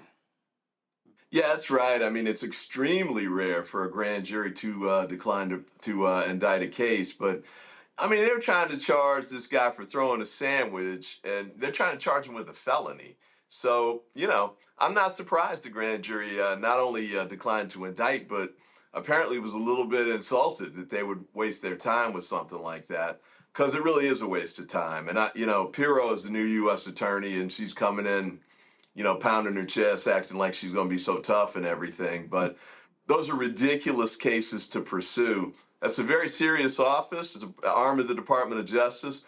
They should be pursuing serious cases. Well, and what we're seeing is, again, they're claiming how they've just drastically slashing crime all across Washington, D.C. But when you look at the actual arrests, so many of them are misdemeanors. They're not actually impacting violent crime. Right. Yeah, I think a lot of that is kind of, fake counting, fake numbers, essentially. But at the end of the day, though, even if hypothetically there was some sort of effect where they were reducing violent crime, it's just a short-term solution, and we know violent crime is a long-term problem. So why don't we do things that we know will work in the long term? When I was a prosecutor in the U.S. Attorney's Office, I was there in the early 90s. Homicides were at 450 to 500 per year. Now they're a fraction of that. And part of the reason they came down is because D.C. has had sustained efforts, not just in enforcement. You want more cops and all of that and have them, patrolling in the right ways. But they had intervention and prevention programs. They're aimed at reaching kids who are in trouble, reaching kids who are at risk, maybe even reaching folks who are already in jail with reentry efforts. When they come out, and 99.9% do, why don't we try and take steps to make sure that they have the skills to reintegrate into the community? And at the front end of it, let's not wait till somebody gets shot and there's a body on the ground. Let's try and see if we can reach these kids, and usually they're very young people, late teens, early 20s. Let's see if we can reach them before they get to that stage, get the gun out of their hand, and find other ways to resolve whatever the disagreements are. And then, of course, the longer term piece, if you get kids who are getting the education and they see a path forward with respect to jobs and other traditional paths, they'll take that. Not a lot of kids grow up saying, I want to go to jail, I want to be a criminal and all that stuff. There's something that they turn to for a variety of reasons. Let's attack those reasons on the long term. Obviously, these troops aren't about doing that, and they're not trained to do it. It's a waste of time. It's a waste of money. One last point. The Republicans in Congress are withholding $1.1 billion of DC's money from DC. Now, if they give the $1.1 billion or, free it up so DC can use it, the mayor's already said she wants to use it for cops and teachers. So free up the money, let them decide how to use it in the way they want to. Take these guys off the street. If you want to spend $1 million a day, in the District of Columbia, go ahead and do that, but do it on stuff that's going to make a difference in the long term. Last question here, and that is, we talk about moving forward. I mean, the reality is, look, Republicans control the purse strings. They control the House. They control the Senate. And now that Congress is back. What I'm hearing from people all across the country, folks say they want a far more aggressive fight from the Democratic Party. If you look at the polling data, people do not have, even Democrats and progressives have much faith in Democratic leadership. When you travel the district, what are people saying to you, and what are you taking back to leadership that they need to be doing? Because again, people do not have faith that current Democratic leadership, House and Senate, knows how to effectively combat Donald Trump and MAGA. Yeah, I mean, that's out there a lot. I mean, a couple of the things that we need to do is continue to build on the cases that we have in court. We've filed some of those in the House of Representatives. The Democracy Forward group, which is supported by the unions, have done an outstanding job in court, getting a lot of injunctions in place. But a lot of times, by the time they get up to the Supreme Court's not necessarily overturning them on the merits, but they're giving the Trump administration enough room to keep doing the destructive activities. I think we need to make sure we keep pushing on all fronts that we possibly can. That's protests like the ones we did, today with respect to D.C. and the militarization of the city. I think it also includes efforts to do focused and targeted work on these toss-up districts in Congress. We need to take the House back next year to actually regain some kind of power. We need to focus on the targeted districts where we've got a shot to do that. And there's some all across the country for sure, but it's not high-profile work, it's not pretty work, but it's the work that can actually win elections. And it's door knocking, it's licking stamps, it's reaching out to people early. Don't wait till the October before the election kind of outreach. Start now. And we can do things where we're explaining to people to make sure they understand that there was a $1 trillion cut to Medicaid that's going to affect them, that there are going to be cuts that take away the tax credits that help them afford health care coverage under Obamacare, that they are going to lose SNAP access and the like. So kids won't necessarily be getting lunches at schools like they used to. There's all kinds of things that have been taken away from them. We need to make sure they understand that and know that. That came from Trump and the congressional Republicans. And then the last piece of what I would say on this front is, we've got to make sure we're doing everything we can to connect with people where they are. Part of this is communication. Part of this is making sure that they hear what's going on. We got outflanked in 2024. They had a lot of these, online influencers and the like on the Republican side. We're building that out now on our side so we can battle them on the information war in spaces where we weren't even present before. And people like you, I think, are doing an outstanding job of getting the message out, getting the information out, getting people mobilized, because knowledge is power. And we're definitely going to need that power in the year coming up. What also has to happen, Congressman, and that is individuals like yourself and the Congressional Black Caucus now, not next May, not next June, not next October, now must be challenging Ken Martin and the DNC, the Democratic Governors Association, the DCCC, the DSCC, and all of these Democratic donors, and make it clear to them that they've got to stop listening to white Democratic strategists who refuse to listen to black people, who refuse to listen to Latinos, who keep putting billions of dollars into legacy media, funding those networks that nobody's watching. And then what they do is they make digital media compete for a crumb, not crumbs, a crumb, and try to justify all of this. And that, to me, is nonsensical, and it makes no sense. And I've made it perfectly clear to progressive campaigns. I told them what Fat Joe said, yesterday's price ain't today's price. If you want to run ads over here, you're going to pay a real number. What you're not going to do is play me small. And folk like yourself and others are going to have to be very clear with these people, because they need to understand that the game has changed. You cannot target black people the way you used to. That thing is out the window. Even the Obama campaign effort is out the window. It has to be a much longer runway, much more intensive, and it has to be real investment. And unfortunately, too many of these white Democratic strategists do not want to do that. And they're going to learn a painful lesson. And I'm telling you right now, you can mark it down. If they do the same thing next year they did in 24, y'all are not going to win the House. You're not going to win the Senate. Yeah, that's a great point. Hakeem got a pollster named Terrence Woodbury who focuses on, he does polling in general, but he has a specialty in African American, especially with respect to politics. And one of the things he found was that the messaging really needs to be segmented and reach out to people, not just the folks in my age group, the civil rights age group, and still going to church and all that stuff. But we've got other age groups that aren't reachable in the same way. Going to church on Sunday isn't the way to reach some of them because they're not in church.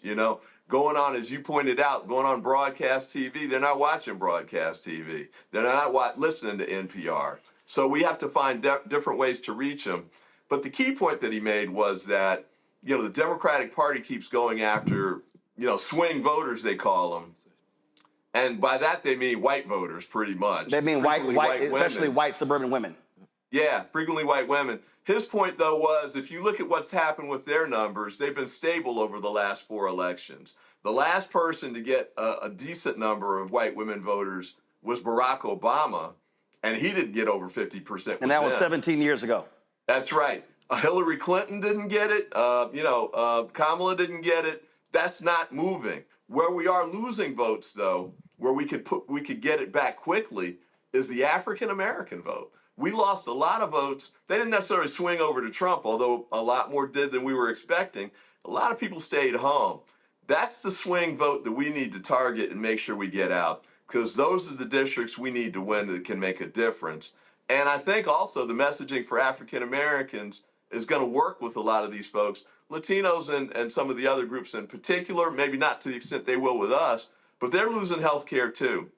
They're going to run into high energy prices too. Their groceries are going up too because of the tariffs and things that the Trump administration's doing. We've got to explain to them so they understand that, and we've got to explain the alternative approach that we want to present them with, a lot of which happened in the Biden administration that Trump's dismantling right now. So we've got our work cut out for us, but I think you're right. We've got to make sure, A, we don't wait till the last minute to start getting the messaging out. B, we got to make sure we target the most loyal voters that we have in the Democratic Party or actually anywhere across the board, the African-American vote. Well, just so you know, I met last year with the House Majority PAC and the Senate Majority PAC and never heard from them again. Not one penny was being paid. So you might want to tell Leader Jeffries and Leader Schumer that. Will do. Will do. All right. And not only that, I think all of us, not just at the leadership level, all of us need to make sure we're doing that kind of work and working with you to help get those things done. Because when we run an ad on your show, or even if it's a local, regional sort of thing, it spills over and can help other people who are running on our tickets as Democrats. It can help them too, even if they're not in our district. So making sure that you have the platform that you need to get the word out, I think is critical for the Democratic Party and, frankly, for the fate of the nation. All right, Congressman Glenn Ivey, we appreciate it. Thanks a lot. Thank you. Keep up the great work. Thanks a lot. Rebecca Carruthers, President, CEO of Fair Election Center, joins us right now from D.C. And Rebecca, it's real simple. If you don't invest, if you don't spend it where what I call low-hanging fruit or your likely voters, they're going to keep losing. And I tell people, listen, I have never self-identified as a Republican or a Democrat, as a liberal or progressive or conservative. I'm black. And I just look at black interests. And the reality is, if I'm speaking to black interests, they ain't gonna happen going through the Republican Party. But Democrats had better realize they're gonna keep getting their asses handed to them if they ignore or treat black people the same way they historically have done. Well, first, Roland, thank you so much for having me on your platform. You are the only person in media who has consistently welcomed me back on your platform over and over. So I want to say thank you and happy anniversary. What's really interesting with what the congressman just said and then what you're saying is that, okay, so we're talking to strategists. We're talking to Terrence Woodbury. He's doing the polling. He's saying, hey, you need to talk and segment out black folks. That's great, but what are you going to talk about? We have hit the 200-day mark of the Trump administration. Trump told us last year through Project 2025 what he was going to do in the first hour, first 24 hours, the first 50 days, the first 100 days, the first 200 days, and now they're telling us what they're doing in the next 200 days. So why haven't we heard from the opposition party, allegedly, they're supposed to be the opposition party, why haven't we heard, hey, give us the House back and we'll tell you what we're going to do to stop what's happening in this current administration? And by the way, give us some of the governorships that are up next year, and we'll tell you what we'll do state by state. Like, I am seeing today that California, Oregon, and Washington State is saying they're going to fight back against RFK Jr. and actually have a pact to make sure that there's actually vaccines in America, because, by the way, they're safe. And by the way, black folks, a lot of black people actually invented some of these vaccines that we're using today that's saving millions of lives. So my point is, what is the affirmative message that we're going to hear from the opposition party? Why aren't they outlining it now? Give us a reason to vote. And then give us a reason to vote for you. And so you could say, oh, we need to segment people out and talk to them, but talk to them about what? Start that messaging today. I'm not just talking about surface level messaging of Trump is bad, but give me policy. The thing is this, right? Republicans did that. Like, Democrats are playing catch up, but this is exactly what Republicans did going back to 2015, 2016. I was sitting down with vendors like L2, Cambridge Analytica, that were going out and buying every data point possible on Americans and taking those data points and literally formulating thousands, not tens, not hundreds, literally thousands of variations of different ads to say, okay, look, we know these 20 people on this block and this precinct care about this little minute issue. And we're going to make sure every time they open up Facebook, they see an ad with this candidate and that issue. The Trump PAC in January, February, and March were running ads on black radio stations in Michigan, Ohio, Georgia, that included transgender messaging. Yes. And I remember sending a text message to the deputy campaign manager for the Harris campaign, who's black. And they literally said, oh, we've looked at it, and then even later, we don't believe this is going to move the needle.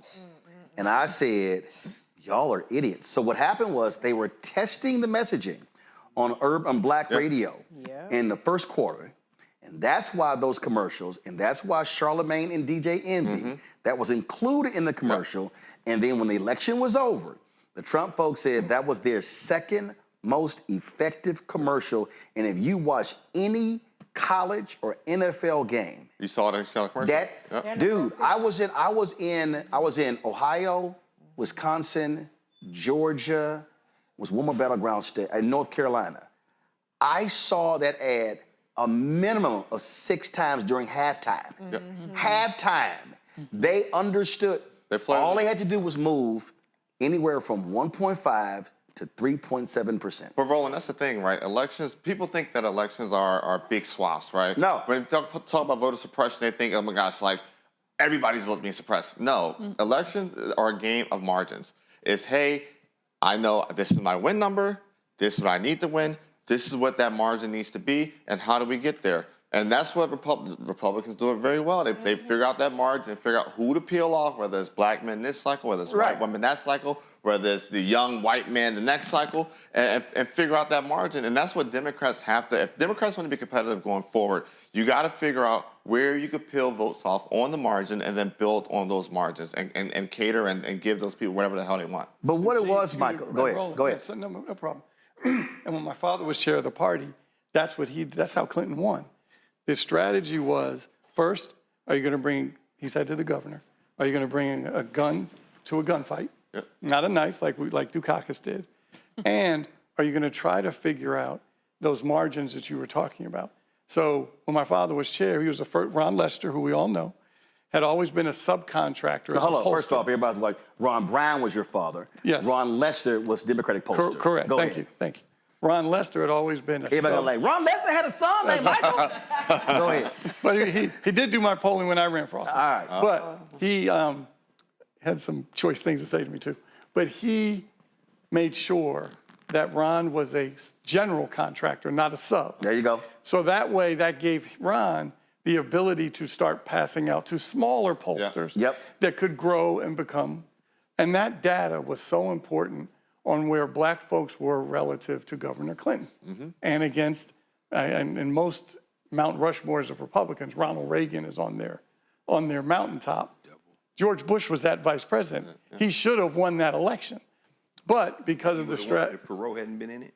Because I don't know. I mean, seem to forget the bill. Did not win. He did peel off, no question. No Perot, probably Bush gets a second term. Possibly. But he was in the race. So I'm just saying in terms of success. Bushes should have gotten him out of the race. No, correct. But this wreck is going the way it's going. But the thing here, Reese, again, that I'm gonna go back to what the Trump folks did. By running that stuff in January, February, and March, they weren't waiting till September.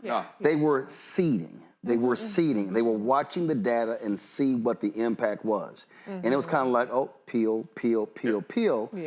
And then when I look at what Jen O'Malley Dillon, and I'm going to keep calling her name, and Stephanie Cutter, and David Plouffe, and Quentin, and all of them. Oh, let's just dump millions into concerts, as opposed to just drilling hard, going in and buying up everything on black radio, everything on black digital, everything on black television. But no, it was kind of like, but the assumption, they're gonna come out. And I keep saying, I kept telling everybody, by the third year of Obama, no black national candidate can run the Obama playbook ever again. It won't work. You have got to run differently to turn out black people, because the person who was 10 years old when Obama got elected is now 27. It ain't the same person. I'm not even gonna get into the black part of all that. I will say that I was on Chicago Public Talk Radio in 2023, and I went to Twitter right after, and I said, "Woo, child, we got work to do," because all I heard from the callers, black callers, was trans and immigration shit. So this had been a cumulative act, and that's one thing that Republicans understand that Democrats don't. Republicans know how to make a thing a thing. It doesn't start out at day one as being the thing. It starts as day one as being like, I don't know nobody cares. But by the first year, the second year, the couple of months, everybody's talking about DI ain't shit, CRT. Then we're explaining, well, CRT is at the college level. by then it's a non-starter. So the Republicans know how to build, how to stick with something and make it the thing that everybody is talking about. Democrats, like you pointed out, we don't think it's moving the needle. So they let shit fester, or they have things that they should be hammering, but they don't because, this focus group didn't say they cared. This focus group didn't blame Trump for COVID. Well, fuck, that's the biggest fuck up that we've seen in recent decades was COVID. And now we have RFK Jr., who is saying that you can't get the COVID vaccine, who's undoing vaccine access across the board, even though this was Donald Trump's achievement. And so Democrats always want to just think that they're gonna have that silver bullet, and they just refuse to invest in making something the thing that people in this country care about. The only person I can say, and I hate to give him any credit, is Bernie Sanders. He drove home this Medicare for all shit, even though he Columbused it from John Conyers. I like to remind people that because they call black people neoliberal You said shields. Columbused it from? From John Conyers, Representative John Conyers. All his progressive shit came from black progressives. But he's built it home. And during the Biden-Harris administration, it was the progressives who was driving home. Today will be a good day to cancel student debt. And then when the Supreme Court said, no, thanks, bitch, they dropped it. And so... As opposed to continue to make it a thing. Look, Republicans get in, your student debt is coming back with the vengeance. And so Democrats need to learn how to stick with something. They need to learn how to make a thing, but that takes investment. That takes more than a talker's call. That takes more than a couple people on TikTok. No shade. Yeah, it does. Dude, been telling them for months. You got two elections in 60 days, one in Virginia and one in New Jersey. Mm-hmm. They should be that's your battleground to test everything for next cycle. Well, I think people forget in 09 and 2010, I was 19, 20 years ago, so bear with me a little bit. But what I do remember is that what I saw every day on TV were Republicans running around talking about death panels, take away your health care. Now, all this shit was bullshit and lies, but it was enough festering for 2 whole years that by the time November 2010 rolled around, people were voting on, okay, grandma maybe have to face the death panel. That, her Medicare was not going to be paid for. And then this black guy in a tan suit's going to take away health care from all of us in general. I want Randy, real quick. Republicans play off of emotions, and that's the part. And we want to have deeper than logical that. conversations. Like they will find a place that people are fearful and just run with that. They make a thing exactly like you said.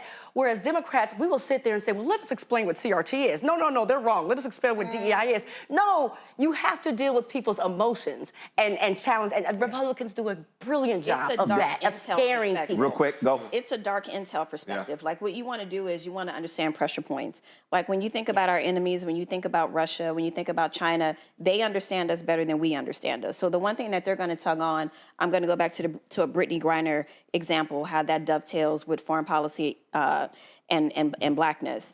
Brittany Griner was the perfect person to put in jail because they knew they put Biden up against the wall. It's like, okay, what you gonna do with your black gay woman here? What are you gonna do? What are you gonna give up to get her out? What are you gonna sacrifice? Right. That was a very interesting move. So my point is, because I'm about to get the finger, my point is that it's about understanding pressure points where Democrats, they don't necessarily approach messaging from that perspective. Right. It's the always playing catch up, always explaining, but it is a different way from understanding how to trigger people's emotionality, right? I'm gonna come back to this here. I gotta go to a break. Our next guest, we were talking again 7 years ago. We talked about Crystal Mason, and here we are 7 years later. She still is dealing with the bullshit in Tarrant County. We're gonna talk with her lawyer next. Roland Martin Unfiltered on the Black Star Network.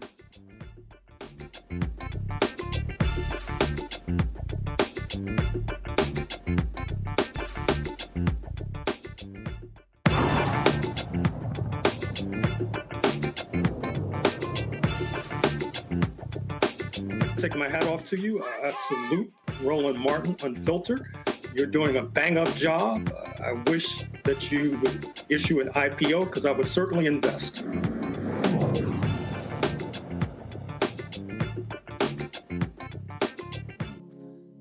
Black Star Network, what's happening? It's your man, Kim.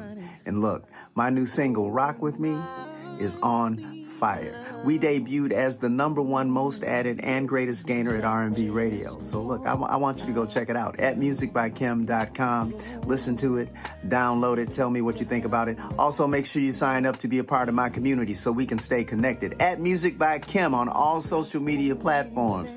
Thank you for rocking with me, and keep love on the one. 'Cause I want you to rock with me.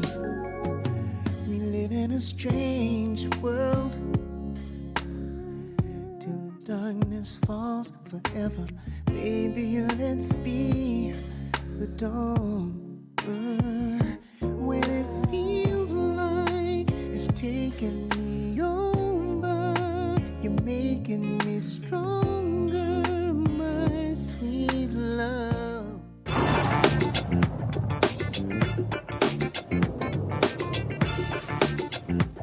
And I appreciate you, and as somebody who's done this a long time, there's not very many platforms like this one. It's what makes it special. You should be compensated for how special it is. And now you've built this with your team. I've built my firm with my team. Folks like us don't have a lot of backup, like I said before. So know that I see you and I appreciate it. And I think that we'll have much more conversations as we go forward. And we should think about teaming up and doing some black-brown stuff. Yeah.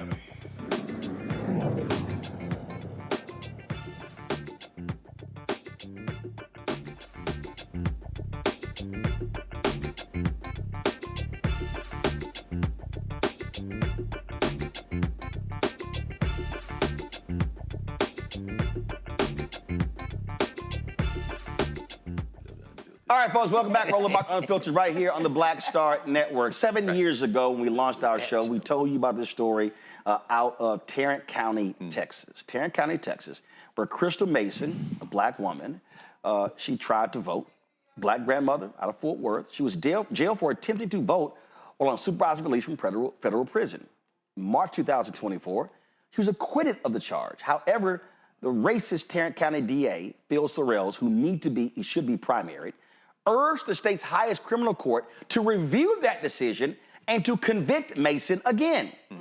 Her attorney, Kim Cole, joins us right now. So, Kim, glad to have you here. First of all, Kim, for the people who don't know, tell again, what year was it that Crystal tried to vote? I'm sorry, Roland, I can't hear you. Can you hear me? Barely. All right, so guys, can y'all fix her audio, please? We want to make sure.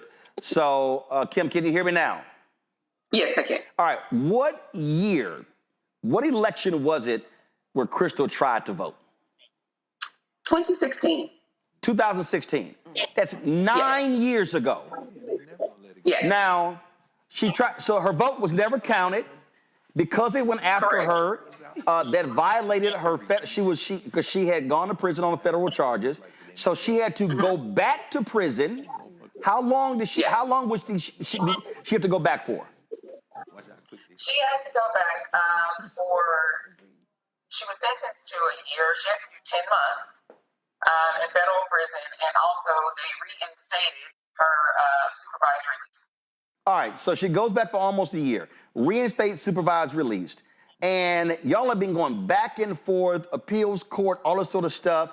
And these, and I'm gonna call him a absolutely white racist, they are still trying to jail her. The amount of money they have spent and wasted to put this black woman back in jail for a single vote that never even was counted, even after her parole officer testified that she was not aware that she could not vote. Correct. To me, it's an utter waste of taxpayer dollars and a complete abuse of the system.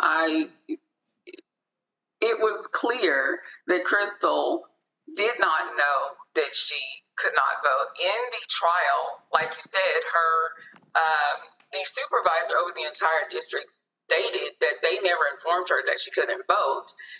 He also said that they didn't even have a process in place to inform anybody whether or not they could vote. So nobody informed her. The state's own witnesses testified that they sent her mail to her home address while she was in federal prison. So there's no way she could have gotten the the letter saying that she wasn't able to vote. So she never knew if they did not make their case in the state court. That has been our argument all along. They did not make their case in trial, yet the judge, because there wasn't a jury trial, it was a judge by a Republican, a trial by a Republican judge, and a bench trial, and he found her guilty. And we're still here almost a decade later awaiting a ruling. And so you're awaiting the ruling from which court? From the Texas Court of Criminal Appeals, which is the highest court in the criminal system in the state of Texas. They originally ruled, it's been almost 2 years ago now that they ruled, actually it has been 2 years, I believe, that they ruled that the second Court of Appeals did not properly apply the law to Crystal's case. So they sent it back to the second Court of Appeals and had them take a second look at it and remanded it back to the second Court of Appeals. Now, the second Court of Appeals ruled in our favor, and the state has now filed for a discretionary review, and that's where we are right now. And let's let folks know, how long did y'all have to wait for that last decision? 18 months. So 18 months. So, and when did the clock start this second review? They filed in April of 2024. So we're close to 17 months at this point. Right. And so here we are almost 10 years later, and this sister still is having this over her head because the Tarrant County DA, Phil Sorrells, he wants to put this woman in prison for voting in a vote that was actually never counted, correct?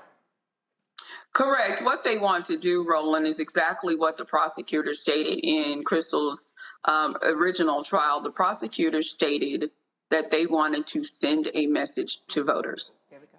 Public hanging. That's what the Tarrant County District Attorney wants to do. He wants to send a message to voters. And obviously, we all know what that message means. It's purely voter intimidation. They have, I'm sure, as we've seen in recent news, Texas has gone through extreme measures to chill voting in Texas. And this is one of their tactics, which began almost a decade ago. It's absolutely insane. We've had you and Ora Crystal on this show for the last 6 years, and I can't believe here we are celebrating our 7th anniversary of Roland Martin Unfiltered, and we are still talking about this case. It's unfortunate. It's absolutely unfortunate. Roland, when we came on 7 years ago, we might have to roll the tape back. I may have specifically and definitively stated, nope, this won't fly, because it runs afoul of Texas law. However, in today's climate, given the lengths that the Texas Republicans have gone to curtail voting and to send a message, I can't say what the outcome is going to be. I honestly can't. Tarrant County, I believe it's common knowledge that Tarrant County is the largest urban district in the U.S. as far as the red district in the U.S. Yeah, it's actually, but it's also, it is the last large county in Texas that's red. Harris County, that's Houston, Dallas County, Dallas, Bexar County, San Antonio, Travis County, Austin, all of those are blue counties, and this is their last stronghold, and Republicans are desperately trying to hold on to this county, and one of the reasons why this county is still red is because Black Latino voters are not voting their numbers. There you go. Absolutely, absolutely. And they are determined, their motto is keep Tarrant County red. And that's essentially, that's what they're trying to do by any means necessary, even if it means putting an innocent woman in jail. they do not want folks that look like us to vote because their perception is that we always vote blue, which isn't exactly true, but that's the perception. All right. Kim, we appreciate it. We hope not to see you next year on this anniversary. And if we do see you, it's for other reasons. Give Crystal our best. We appreciate it. Thanks a lot. Absolutely. Thank you, Roland, and congratulations on your show. Appreciate it. Thanks a lot. Greg, I want to go to you. Black folks in Tarrant County, there should be Crystal Mason's billboard everywhere. Yes. This is the thing, and I've hit some pastors there. Come on. And I said, how in the hell are y'all not making her the centerpiece of black turnout? You've got a racist MAGA sheriff in Tarrant County, a racist district attorney, an even more racist county judge who just drove through a racist gerrymandered district to take out Elisa Simmons, county commissioner, because the Republicans have a 3-2 majority. He wants a 4-1 majority, use this racist white firm paid for by county voters, and then wouldn't even let them testify before the county commissioner's court. And I've been saying that if folk in Montgomery made Rosa Parks the rallying cry, in Tarrant County, it's Crystal Mason. Right. This is 9 years this has been going on. Insane. It is. Well, let's look at Montgomery in that context. Did we know who the enemy was in Montgomery? We absolutely did. The late Neely Fuller said, if you don't understand white supremacy, everything else you think you understand will only confuse you. If a bully keep coming and you keep giving it up, you probably deserve what happens. Not in a moral sense, but when you beat a bully's ass, you beat the shit out of them, they stop. These crackers are doing what they're doing because we haven't stopped them. Yep. You say it all the time, Roland. We vote our numbers, it's over. In Tarrant County, absolutely.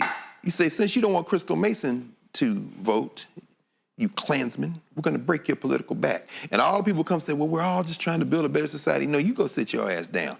We're not Democrats, we're not Republicans. You always say, we're for black people. And this is to all the people out there call us shills for the Democrats.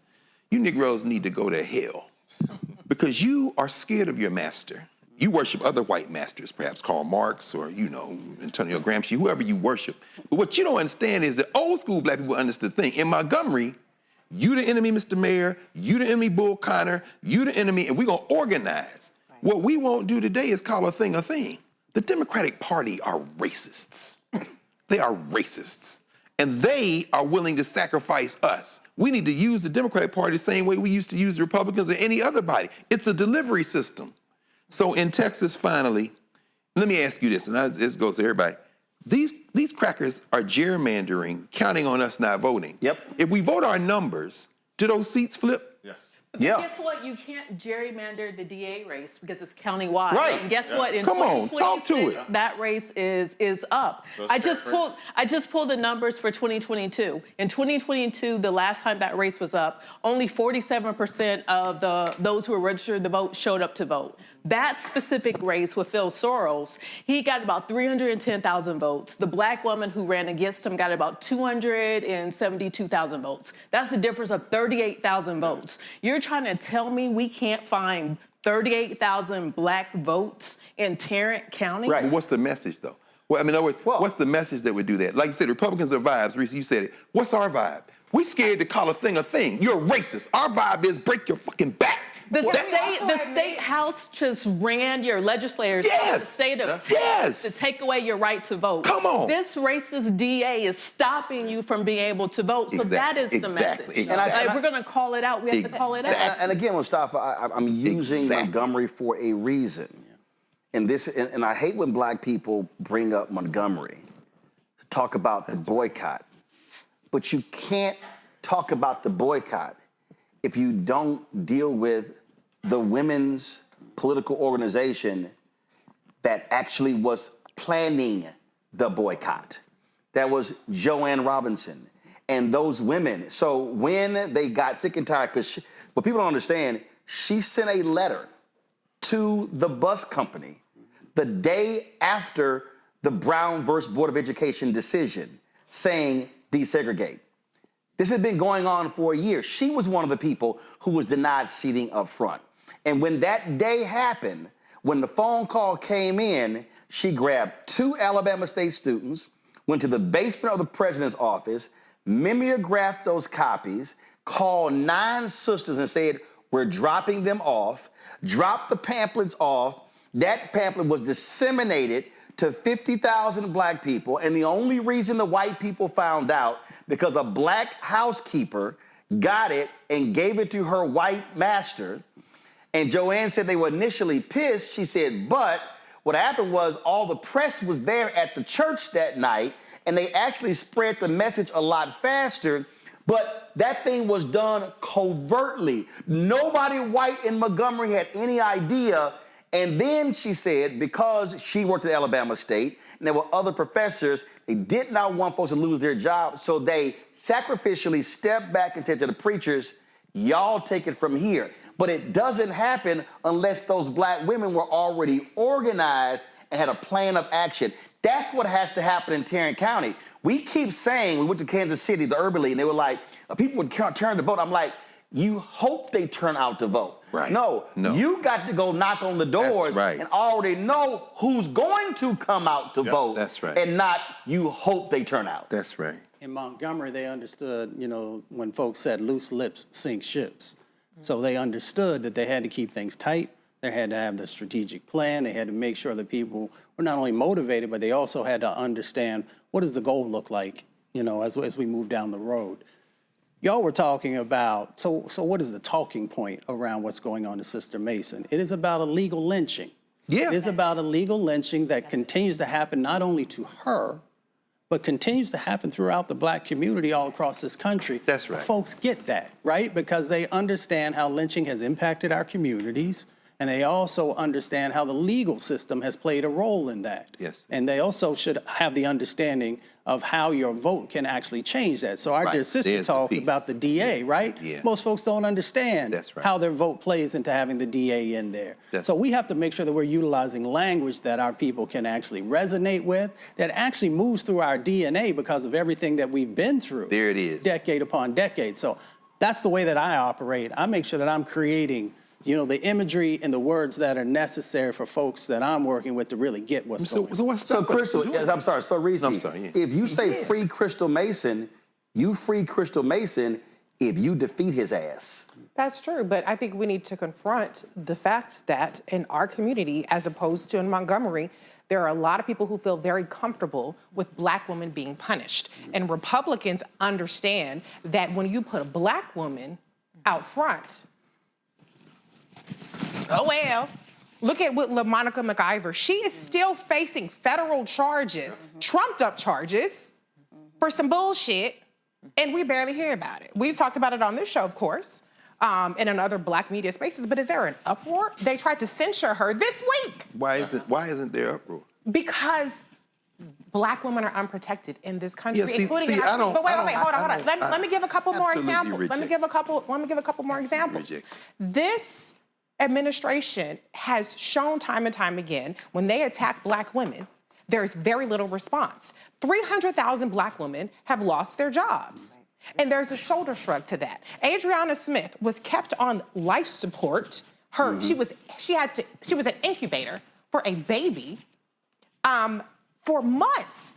And she was taken off life support, and there was very little fanfare about it. And so the problem with, I wish in the depths of my soul that we can make a black woman the poster board and say an injustice against the black woman is an injustice against our entire community.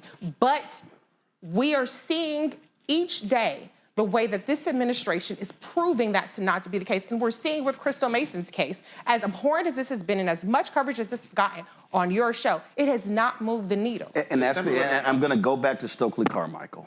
Kwame Ture. He's a man. No. I just want to expose the absurdity of this lens. For me, the issue is not. For me, the issue is not because it's a black woman, black man. I'm telling you, no. Here's what I think was disinformation. The issue. Right, you talk about it all the time. But here's the fundamental issue. This is just a very clear fundamental issue. Carmichael said, "You can't show me an African American who has made a difference for our people who did it as an individual." They did it through an organization. Right. The problem in Tarrant County, and the problem, and I go back to when I say we get a whole generation of people, those baby boomers, who were the glue in our community.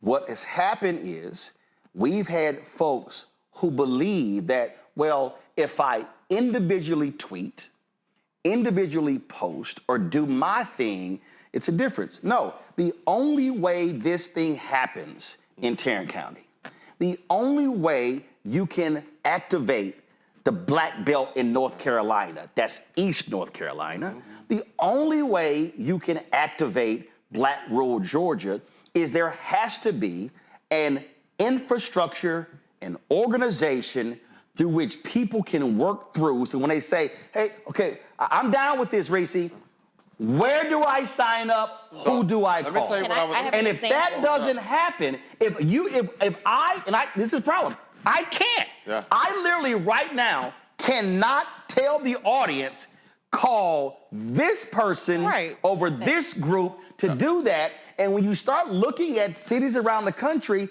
that is what has happened. We have leaned for years on our legacy civil rights groups. Yep. That ain't it. So if that ain't it, all right, then what's the entity or series of entities, which is why I have consistently challenged the D9 and the Prince Hall Masons and the Eastern Star and the Links and all these groups. We have black infrastructure, but our black infrastructure is used for personal gain, inward gain, and not external black gain. That's our greatest problem. Yeah, we need yeah, you gotta have structure. Real quick, because I do a flight to catch to Atlanta. Let me just real quick. I gotta talk about I'm gonna let you do it. Just hold on. So let me shout out the Noble Women's Conference, the Noble Women's Annual Legislative Conference. I am moderating the panel 9:30 tomorrow. I'm gonna be there. The flight's at 10:10. I'm gonna be there. So go. Okay, real quick. And don't get the finger. Go. Anyway, so real quick, to your point, I'm a strategist and I'm always advocating what's the strategy. It can't be inward. It can't be personal, right? Rosa Parks is a great example. The Plessy v. Ferguson is a great example. These were strategic cases, right? Rosa Parks was not just this tired old black woman on the bus. No, she was chosen, right? And she had the entire infrastructure of the NAACP supporting her in that effort. Plessy was a strategic moment in history where they knew what the outcome was going to be and they were prepared for that moment. The strategic piece is missing in the messaging, in the execution. And I just want to say, the way in which the Republicans understand how to pull on those pressure points, we don't understand MAGA the way Republicans understand other groups in this country and culture. Hello, Eugene. Randy, go. And we need to stop being so satisfied when we get a little piece of something. What you're saying about our social groups is absolutely right. And I believe that it became individualistic and we feel like, oh, we've made it because I'm in this group and I'm in that group. And we don't have to serve, the groups don't have to serve a greater purpose. We're so worried about the debutante ball and the boule. Or whether we're going to lose our 501c3 status. Absolutely. And don't get me wrong, I'm not saying those things aren't valuable, all right? But we have the power. I was just saying there's a group 17,000 members strong or something. What are we doing? So, I don't want to just see a letter that we're writing that we're disappointed in what happened, but what are we doing? If we have this power, we owe it to our people. And to think that we have overcome is crazy. So we need to pay attention and realize we haven't overcome and there's work to be done. Before I go to Eugene, I'm going to say this right now, and this is the challenge. The person who is fighting the hardest in Tarrant County is County Commissioner Lisa Simmons. Yes. And I'm going to say this right now. I do not understand why in the hell every single one of you members of Alpha Kappa Alpha Sorority Incorporated is not going hard for your soror. You're right. You do not have to take a vote. You do not even have to discuss it in your organization. Every AKA in Tarrant County can join together and rise up and say, we are going to stand with our sister. Y'all ain't even got to wear pink and green. You don't even have to wear, no. Because see, here's the problem. Our D9 organizations are so scared that we tell folk, don't wear your colors, don't wear your letters, because we might get sued. So the point I'm making is, If there is an organization in Tarrant County that could serve as the central mobilizing vehicle, it's the AKs in Tarrant County, because it is your Soror who they racially gerrymandered out of a position. Oh, hold up. And by the way, for all you AKs in Tarrant County who like, why he calling us out? It was your AKA, Joanne Robinson, who was the one who came up with this in Montgomery. So that's in your DNA. So we talking about who should be there. That's the perfect vehicle to drive this thing home.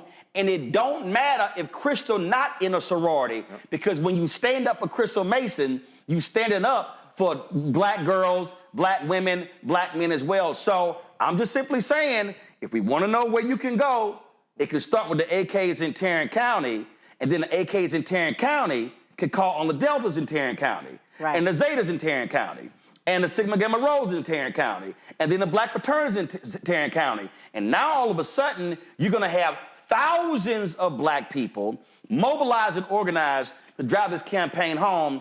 And let's see what y'all gonna do. Eugene, Rebecca, go. So real quick, I actually agree. Probably you don't even need to make Crystal Mason the face of this. But what you should do is go down to the courthouse, find the last 10, 15,000 cases that his office prosecuted. This data's out there. Use the data the same way Republicans use it.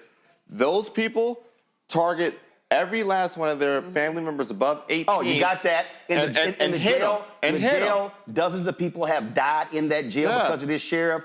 I mean, but Roland, the thing is this, right? You got 10,000 folks. If you're targeting 5 or 6 per, your margin's right there. I got it. Go. But even worse, there's a lot of black men who have been killed in Tarrant County by law enforcement, and there hasn't been charges brought. So there's a ton of things. But what I would say is, I talk to people on the ground in Tarrant County. I talk to them all. What are y'all going to do to get this? What are y'all going to do to get this district attorney out of office and to find someone who's actually going to be responsive to the community? And the response that I got back from these people was, oh, well, we're waiting for the Democratic Party.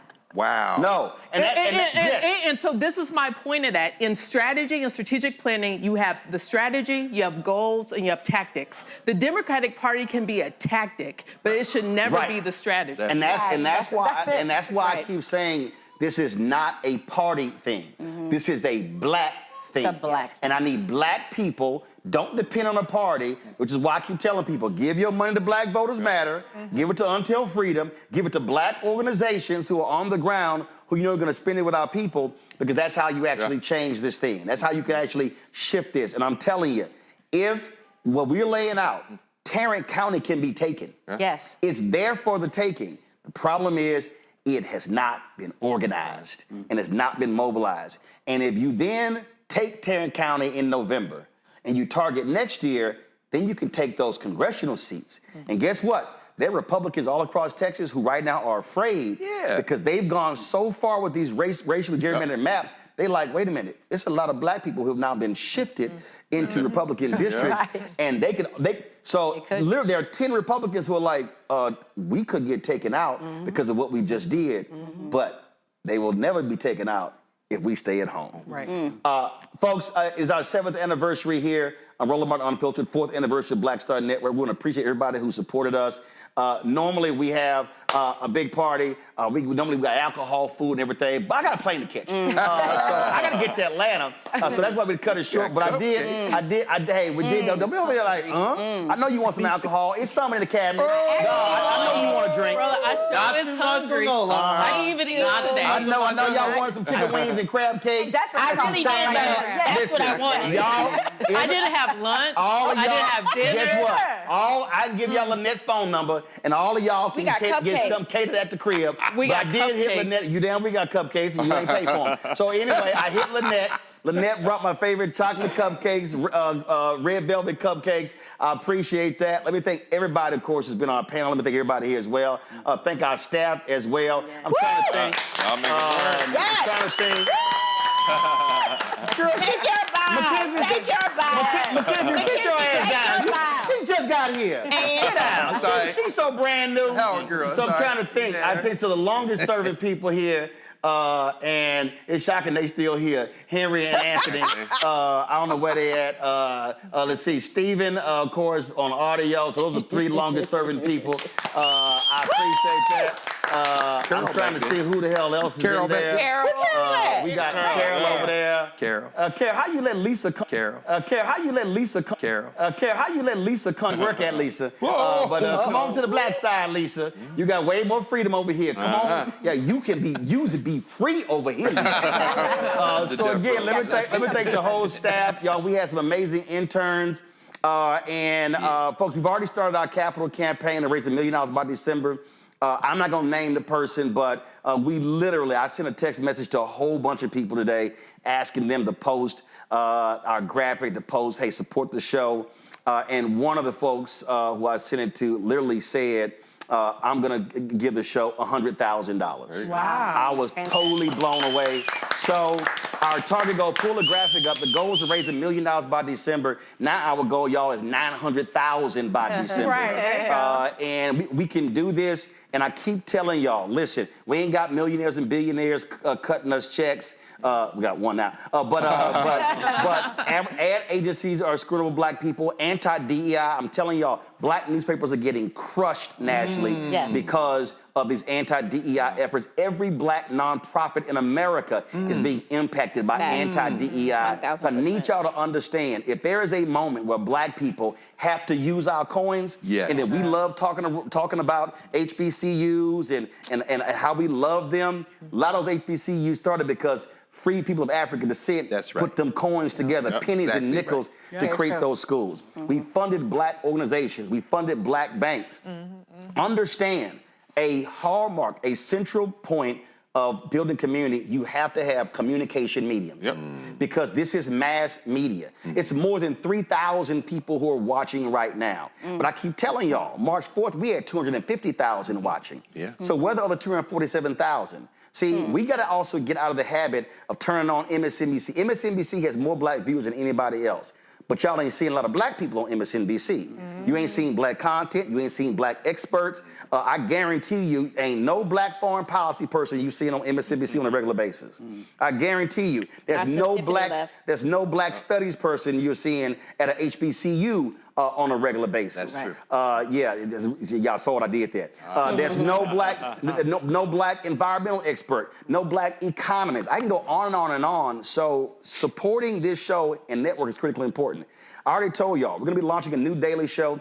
I've already offered the sister a job who's going to be doing that daily show. We're working on launching a black business show, a black health show, because we have to build out the network and all the offerings. And let me see if I can pull it up. Well, our Roku's not working. So what I was going to debut today, but we have to make some changes over. So if you go to blackstarnetwork.com, the app comes up right now.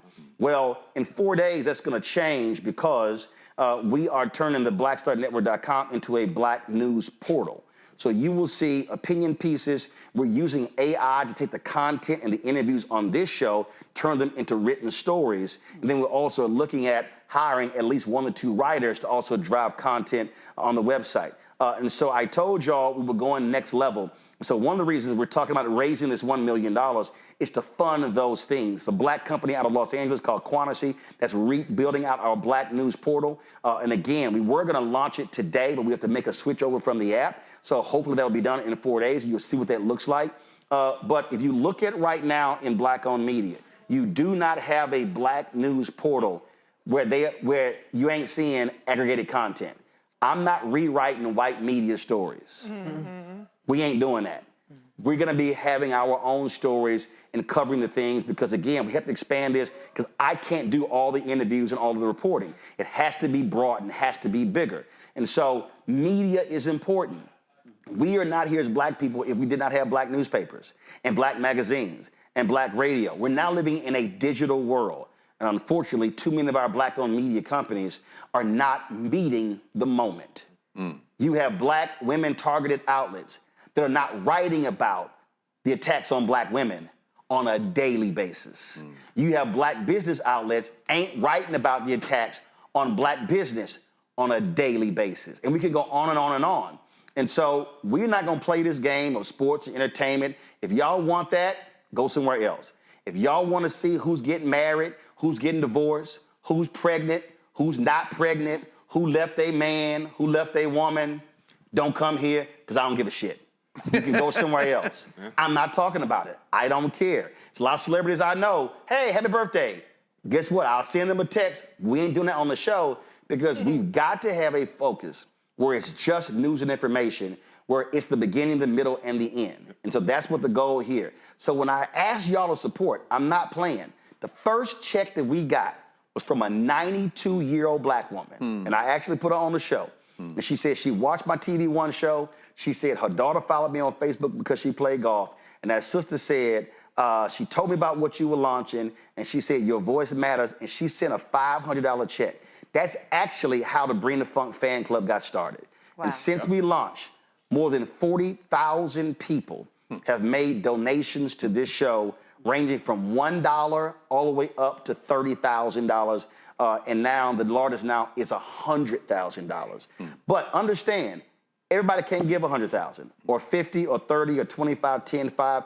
Everybody can't even give $50. But trust me, when the sister, the seasoned saint who stopped me at the Atlanta airport and gave me $1, her dollar is just as important as the 100,000. Because you know what? If you get 10,000 people giving $1, there's still $10,000. And so that's where we have to be. And I'm telling y'all right now, this anti-DEI stuff, this anti-black stuff, that's locked in place for the next 3.5 years. We need to understand that, okay? It ain't going away if Democrats win the House next year. And so we have got to have communication mediums that are fortified, that are unbought, unbossed, and that they do not control. And I told y'all, the only person above me on our flow chart is God. I don't report to anybody else. I don't ask anybody else, can I? I don't ask anybody else for permission. And guess what? Ida B. Wells Barnett was that way. So was Robert Abbott. So was Frederick Douglass. So was John Sinstack. So was John H. Johnson and Earl Graves and the brothers who own Essence. The only way we can truly have free black-owned media, what I mean by free of constraints, is if we fund it. And that's what has to happen. And so if you want to support our work, again, our goal is to raise $1 million, now $900,000 between now and December 31st. You can contribute via Stripe with Cash App. You see the QR code right here. PayPal is R Martin Unfiltered. Venmo is RM Unfiltered. Zelle, Roland at RolandSMartin.com, Roland at RolandMartinUnfiltered.com. Checks and money orders, make it payable to Roland Martin Unfiltered, P.O. Box 57196, Washington, D.C., 20037 7-0196. Of course, download the Black Star Network app, Apple phone, Apple TV, Android TV, Roku, Amazon Fire TV, Xbox One, Samsung Smart TV. Those of you watching on YouTube, hit the damn like button. I see all y'all commenting, but y'all, I see more than 3,000 people watching. I don't see 3,000 likes. What's up with that? Makes no sense to me, all right? Don't forget, get our Black Star Network gear. I think we have this Black Owned Media Matters shirt on there. If not, trust me, it's going to be on there tomorrow. And so go to shopblackstarnetwork.com to get our gear there. Support the Black-owned products that are on there as well. We have Black-owned products on shopblackstarnetwork.com. You can buy direct, support those Black-owned businesses. Go there as well. And, of course, we support the Black social media app Fanbase. Download the app. They've now reached 13 million of their 17 million goals Series A fundraise. There's 4 million left. I don't want us just using social media. I want us being investors in social media so we also can build black wealth because that's how so many white folks have done that as well. We should be doing that, so get Fanbase as well. Again, let me thank everybody here. Let me thank all of our commentators on our panels every single day that have made this show possible for the last 7 years.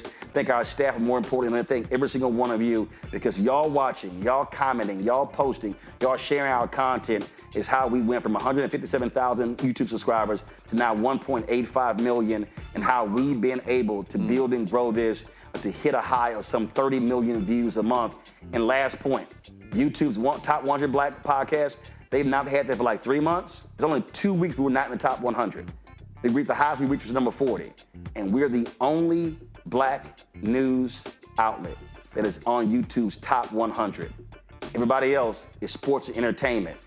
And that shows you the power of black eyeballs and black voices. Folks, I'll see you tomorrow from Atlanta.